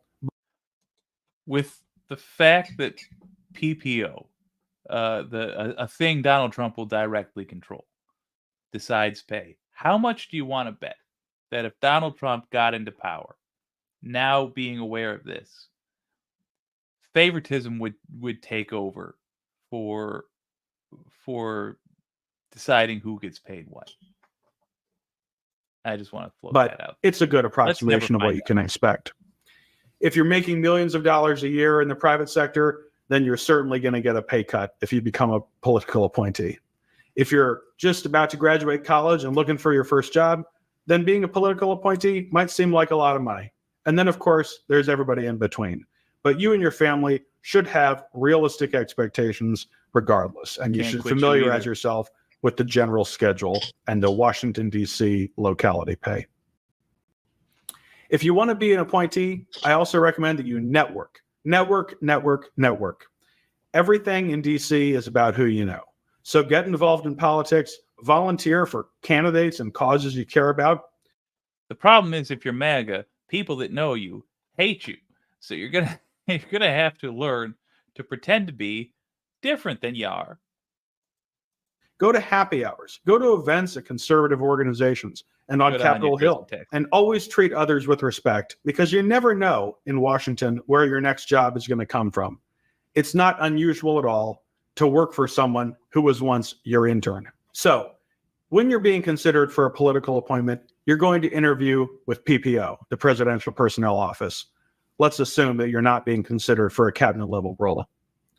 You'll probably meet with 1 to 2 PPO staff who have a certain portfolio, and they're going to interview you for a position. Sometimes they are considering you for a specific position. They have you as a candidate. I'm going to switch this over real quick to help Jersey Texan fall asleep.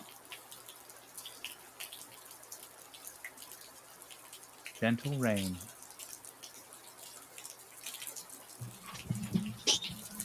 Jersey Texan, as you lay your head down in a free America, close your eyes, hear the sound of rain, and know that you have at least, sorry for whistling, at least 3 more days before everything goes to hell.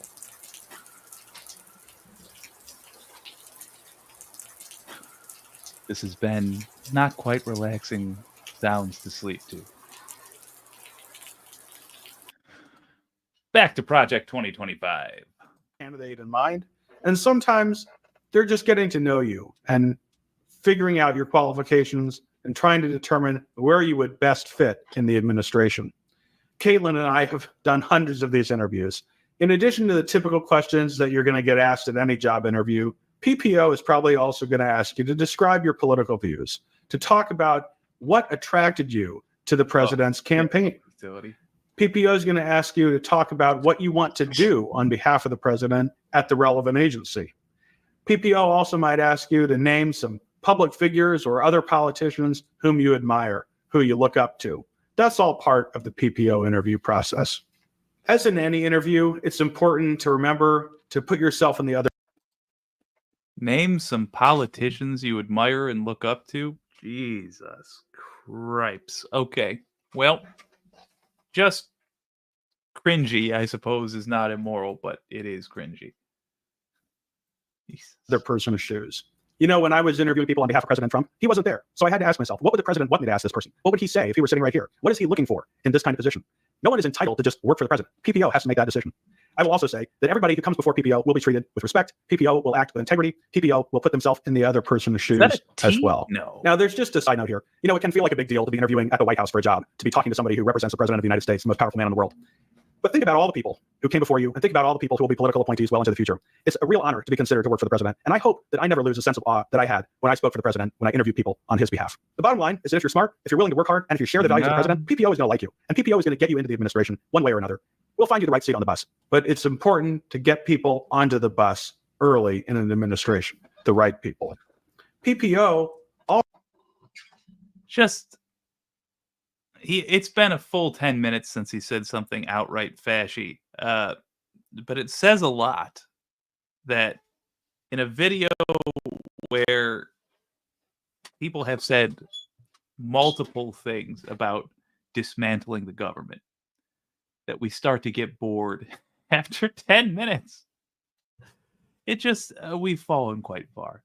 But I am getting bored, so let's move on. Also is going to support you as an appointee. That's what PPO likes to do. It likes to support the best appointees, promote the best appointees, and hear what they're doing at their agencies to advance the president's agenda. Remember, it's also possible that PPO will want to re-interview all of its appointees. There's always high turnover in administrations, and people move around between. Okay, so that one is Trump unique. He's warning about high turnover because of what the Trump administration is like. The Trump administration, for those of you who have blessedly forgot, had notoriously high turnover. In fact, their turnover was so high that a great many of their positions were filled with temporary people permanently. As in, they never had Senate confirmations, even though they were supposed to, because they were all interim. He fired people by tweet because he didn't have the courage to do it in person, but also because he fired so very many people. He's saying, hold on to your butts, because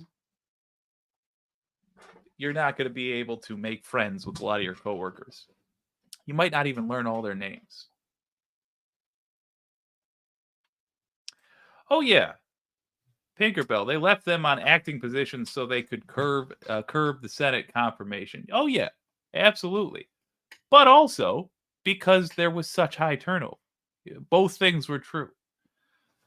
They had folks who were, who was that guy that was there for like a week? Wasn't there somebody that was there for like 6 hours? Scaramucci was there for, I think, a week. That was the public facing people. Now imagine you've got Project 2025 and the government is run on this Scaramucci, yeah. The mooch. The government is run on this please Trump or else system. You get one bad article, or not even bad, but one embarrassing article about you that Trump sees and you're gone, because he'll know he can just fire on a whim. They're bracing people for that ahead of time for a good reason. He started a podcast after that, says Pinkerbell. Yeah, he did. And by the way, the path Scaramucci took, the path Michael Cohen took, the path all these former Trump folks took, make note of it. Where did they run to? They didn't run to a group of Republicans. No, they went to where the big group of conservatives were. They started hanging out with Democrats. Where is Liz Cheney right now? Campaigning for Harris. Where is Dick Cheney right now? Supporting his daughter, campaigning for Harris. The future of American politics is Democrats as the conservative party. The leftist represented by something else. And we'll find out what that is later. We're going to have to make it. And I strongly recommend that we get a caucus within the Democrats over the next 2 years. A caucus is in a group of people that vote together, and we grow our caucus like a cell preparing to split. You know, we grow our caucus within the Democrats, knowing that we will split. Probably in 2 years, probably in 4 years, hopefully in 2 years. Start paying attention to that now. We're going to probably absorb a lot of Green Party folks. There is no intention for the left to be represented in any way whatsoever. I think I agree with you. I'm not sure, to be honest. I think the Hakeem Jeffrieses of the world would actually rather just outright be on the right wing and have and be able to argue to their left, because if they don't do that, if we remain in a two-party system, which we may not, but if we do remain in a two-party system, and I look at Hakeem Jeffries and I think who would he prefer to argue with? He'd prefer to argue with lefties. That's who they are. Oh my God. Jersey Texan, Jake 2025, aka the Dark Times. But it would be fun. But yeah. But more to the point, I don't know one way or another. I will say this though, it won't be up to them. It's really going to depend on what happens on Tuesday. Because if we wind up with the House, the Senate, and the White House, then we have an opportunity to start forming serious caucuses that get a reputation. We can form the caucuses regardless. We can start voting in blocks regardless. But it's not going to matter as much because America won't have an opportunity to recognize these folks. Because like nothing will pass. If we don't have the trifecta, just nothing will get done for 2 more years. So we're then left with this question. If we are able to form a caucus within the House and the Senate and get them called the same thing, will we pass popular enough bills that we can run those caucuses as an informal party in the primaries? I don't have an answer for that tonight. I would like to talk. You seem savvy about these things. I would like to talk with you maybe in a call-in show upcoming about this sort of stuff. I got a wide open weekend, so if you're up for it, maybe. But that's generally what I'm thinking, is that before the left is represented by a party, it must be represented by a caucus of Democrats who vote and call themselves a thing. Did you hear Jeffries repeating the same lines from... When's that going to Votron? I dig Jeffries. You know, I respect him. Truly, I do. I think he'll be my respected opposition in a couple years, I hope. I'm just talking where I think he lies politically. I think he is a centrist, and I think he, within a few years, will lean to the right. But I do respect him. I thought he did a great job of organizing the House during the votes against Kevin McCarthy. He did a really good job. I like being on his team right now. I just think we're destined to be on different teams because we don't have the same ideology. I just don't share. He's an old school neoliberal believer, and I'm not. And that just means I think we're together on this road for now, and we'll amicably go our separate ways after having some rather intense breakup sex. Jersey Texan, did you hear Jeffries repeating the same lines from Wallace's speech? Wallace's speech? Oh my God, he repeated Wallace's segregation speech? No, I didn't. I was not aware of that. Black Klansman. I don't doubt you, but I would, based on what I know of his character, I don't think he's. When I hear a lot of right wingers do that, I think it's intentional because of the totality of their belief system, because of the many times that stuff happens. If it happened for Hakeem Jeffries, where he's quoting a famous racist, I would say it might have just, you know how you hear a joke and then you think you came up with it later? It might have just been that. I don't know. I'll think about it. I'll look into it, though, for sure. Oh my God. Imagine MAGA wigs out and splits their party first. What a gift that would be. Oh my God, yes. That really would be. And that's one of the many reasons I think it's a good idea that we worry about, first and foremost, gathering the genuine leftist Democrats within the Democratic Party before we make a big deal about putting a name on it. Or rather, putting it as an official party. Because first of all, give our opposition all the chances in the world to make mistakes on their. I kind of want to just finish this video and then have like a real conversation about this. Let me just finish the point. Give our opposition, which includes the GOP, MAGA, and Democrats, all the opportunities in the world to make the mistakes that they can make. Give MAGA the opportunity to break from their party first, because they got nothing to lose, and we can see what works and what doesn't in their breakup. Take the stuff that works, don't do the stuff that doesn't. But also, I would like to fund the birth of our new party with our enemies' money. I would like MAGA doing that stunt where they buy ads. Or rather, I would like Republicans doing that stunt where they buy ads for the person they think is going to be the worst candidate as the more progressive candidate. We've seen that done, Democrats doing it successfully to Republicans. I just think it would have the inverse effect if they did it for Democrats. I think actually progressives are more electable, just generally speaking.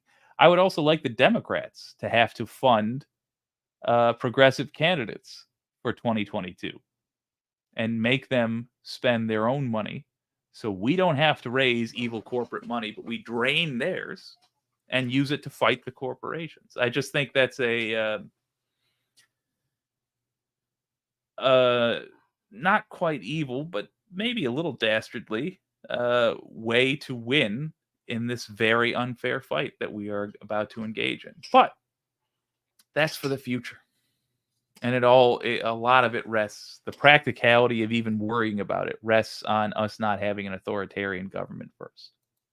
Speaking of, let's finish this thing up. Between agencies frequently, especially between a president's first and second term or after the midterm elections, things like that. Think about this from PPO's perspective. Does PPO want to interview you?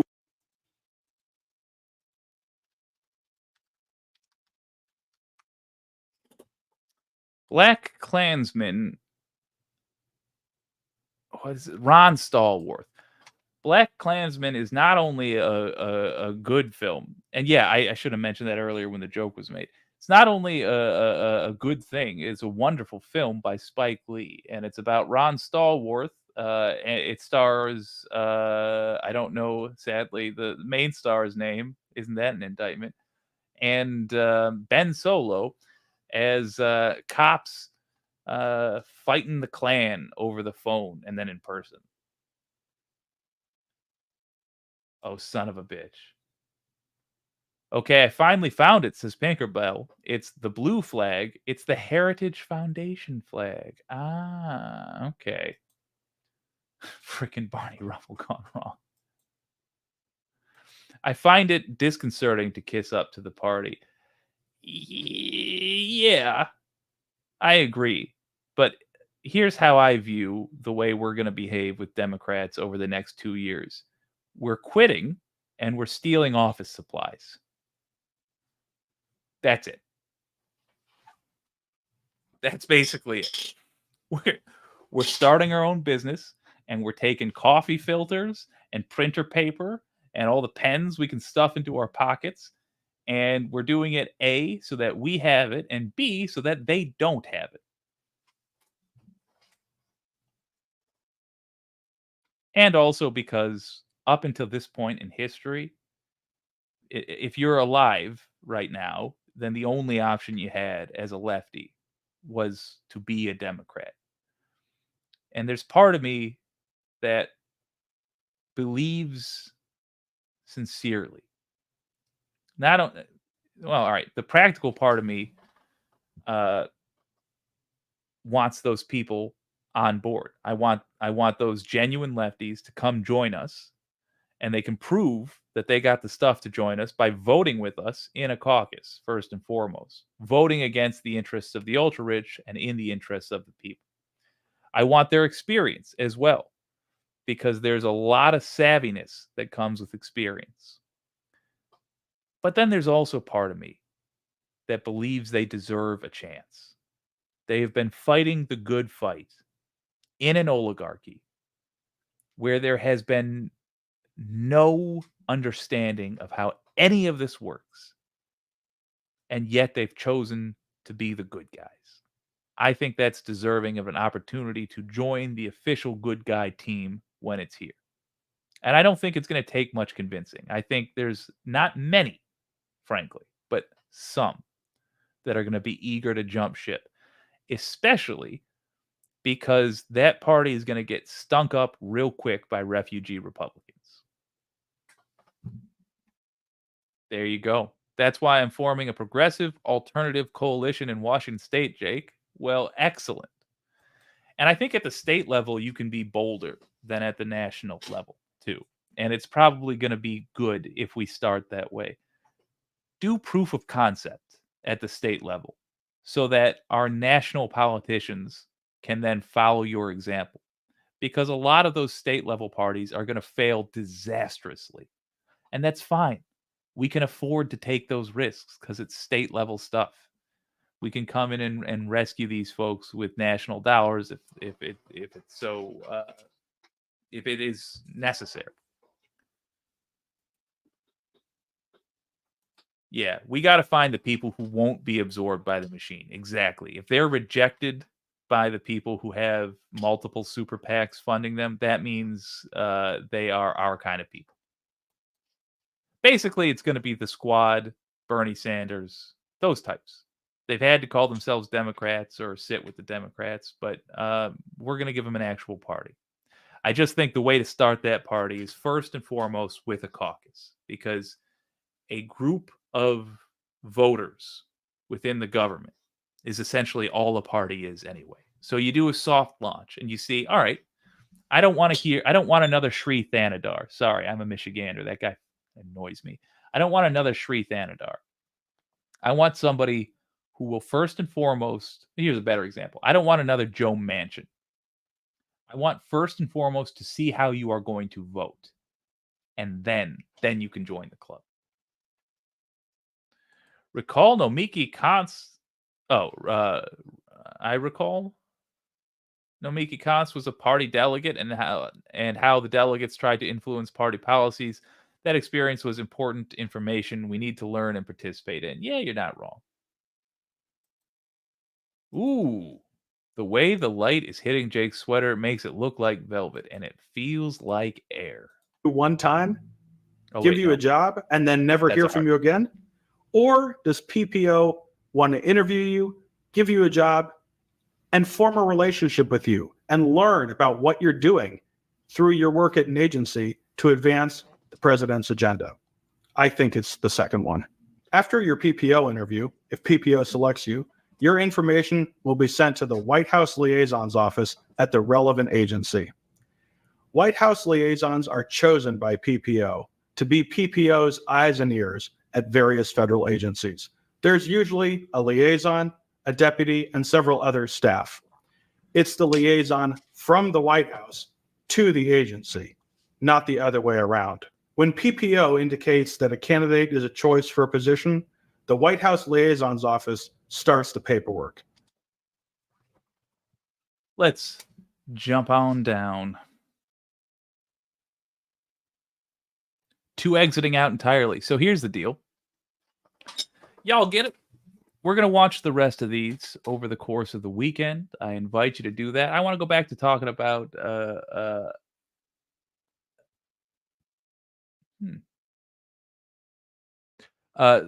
progressive stuff. Because Annie knows what's up. Absolutely. A third party will be under attack from all sides. Maybe. They'll have to be attacking in different ways, though.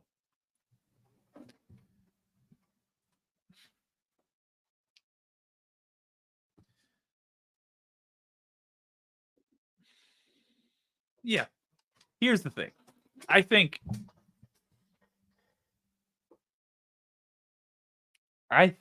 we are going to wind up working with MAGA, whether we like it or not. Because MAGA is an element of politics which has been grown over the last 50 years and is now simply a reality. Nah, this is too wordy. Basically, yeah, I think you're right. A third party is going to be attacked from all sides, and we can use that to our advantage. That's all I'm saying.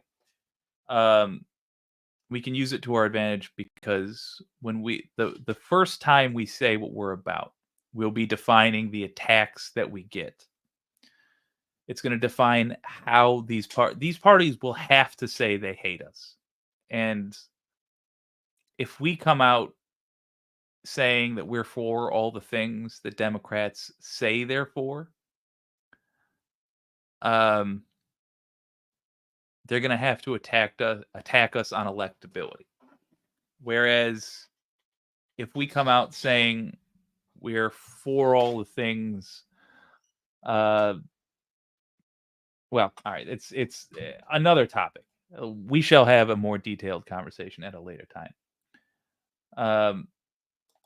Yeah, the racist petite bourgeoisie are not going to be helpful allies. No, they're not going to intentionally help us. But you can use a landslide to kill a bear if you time it right. All right, here's the short version of what I was trying to say. We know what factions are fighting in America. And for some reason, the progressives have not been considered as a political faction, even though we are the reason anybody bothers to vote for the Democrats.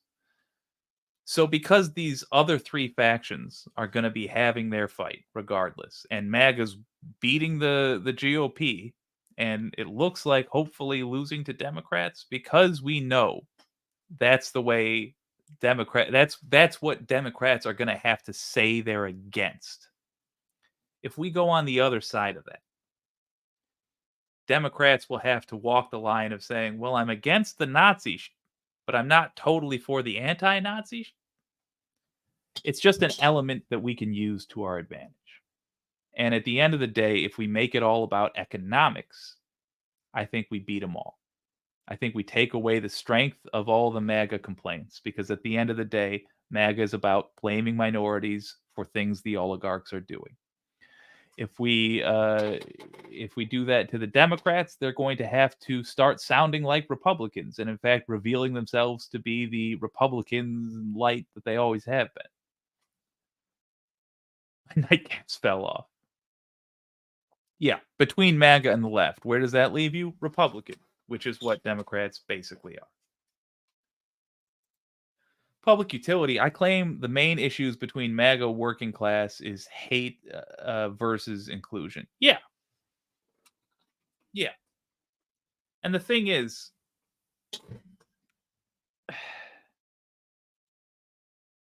there are people, and this is hard to accept, but it's fact. There are people that voted for Obama and then turned around and voted for Trump. A famous one, Ashley Babbitt. She voted for Obama, I believe twice. And then in the very next election, she votes for Trump. Then she went and died for Trump. What was going on there? Well, I think the same thing that was going on here in Michigan. all of the counties in the Democratic primaries that went for Bernie Sanders instead of Hillary Clinton, all of those counties voted for Trump. What MAGA says they are all about is very different than what they are actually all about. And I don't think we need to be chasing their votes, frankly.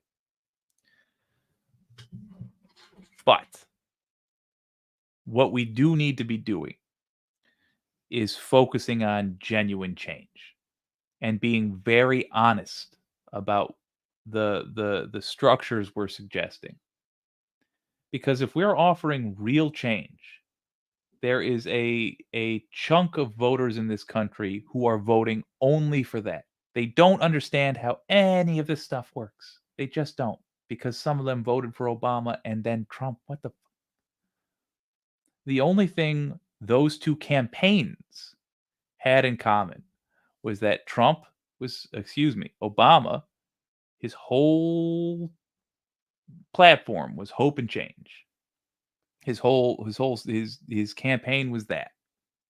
And he was viewed as a change candidate. And what was Trump? He was a disruptor, aka a change candidate.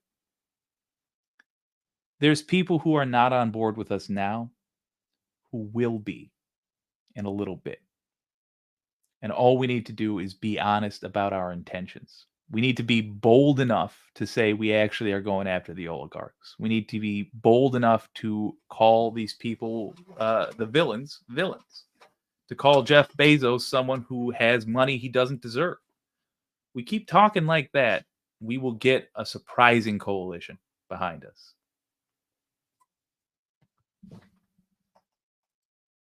When push comes to shove, when their money is on the line, the liberal so-called center won't hesitate to just go full Nazi. I agree. I honestly think they're a bigger danger long-term to the United States than even MAGA is. Now, to be fair, it's because I don't think MAGA is going to win. That's a very different thing if MAGA suddenly discovers competence. But I think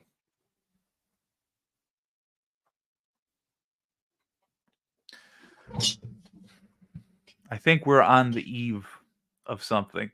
But first and foremost, as embarrassing as this is to say, America has to not be scared. And America is scared right now. And we act irrationally when we're scared. Oh, well, case in point. That hasn't really worked in my race, Jake, says Annie Fitzgerald. Most MAGA in my district hate me. Here's what I would ask. I would ask if they hate you more than they hate your centrist rival. I'm going to guess the answer is no. But I don't know. If you already know, tell me. If you don't know, find out. Because I'm going to guess the answer is no. I would even, look, it's the weekend before the election. Do a stream. Tag a bunch of MAGA channels and talk to them in your area. If you can, no, you can't do that on the internet. You can't narrow it down to your area. But the point is, just ask them. They love my incumbent because he's a conservative Dem. Okay, fair enough. They don't need competence. They can easily just stumble their way up the chain of command. They need some competence because they keep doing own goals. Nadia, I would point to Tony Hinchcliffe. We already knew that. Oh, good, you're streaming tomorrow night. All right. Look, if you have a MAGA troll in there, genuinely ask them why they like the conservative Dem more than you. I have a feeling. I'm having two conversations. I would love to talk to you about that, but to put a cap on that, America is scared right now. That's the main issue. When we are having a power struggle like this, people all are going to run to their respective camps. But in 2016, America was not scared. We need a degree of stability, first and foremost. Longer stream coming up. I'm fading. Let me finish by answering this. They don't need competence. They can easily just stumble their way up the chain of command. I would point to Tony Hinchcliffe. Or literally all of Trump's scandals. That guy did stuff right out in the open. He took papers from the government that didn't belong to him. They were classified. He appears to have copied them. We only know about it because he refused to give them back. That scandal need not have happened at all. The rape of E. Jean Carroll. All he had to do was stop talking about it. The only reason that got into court in the first place is because he freaking wouldn't stop mentioning it. It's worthy of note. You're not wrong that they've stumbled their way up because America is in such a state. But their incompetence. I see at the end of the stream here, I'm getting nervous about saying definite things before an election. I've got some wood to knock on. My point is that I think they may doom themselves. You have an interview tomorrow on the John Ross Show at 6 p.m. and I'm going to stream afterwards. Cool. What did Public Utilities say? Yeah, it's not difficult to destroy and break things. Yeah. I don't really deserve credit. It's all from what I've observed and heard others talk about. You do deserve credit because you, if nothing else, you saw the significance of that observation. And I agree with you. Gang, I'm crashing myself. Look, to leave you with this, it's inevitable that a new party forms, whether that's still called Democrat or something else, or we kick them out or we take our stuff and leave. It's pretty clear, I think, between most progressives now that we're not going to be allies with the same people much longer because the old guard Democrats are very clearly of a different ideology than us. I don't know what the correct strategy is. I just know now's the time to start it. We got one more election to get through with these punks, and then we carve up this turkey. Then we figure out how we form a party we actually believe in, or a coalition of a group of parties, or whatever the hell we want.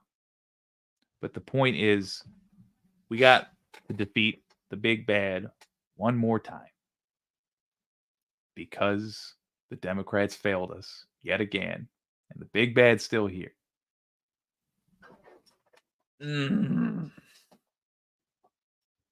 May this be the last election we ever deal with MAGA. Thank you all for joining me. Nadia, thank you for $20 of super chats. I genuinely appreciate it. It makes this stuff possible, man. And thank you, members, for that matter. All members for making the channel able to sustain itself. It has been... Son of a B. This has been WYCD Wicked. That stands for what you can do. My name is Jake, and this is Donald James X.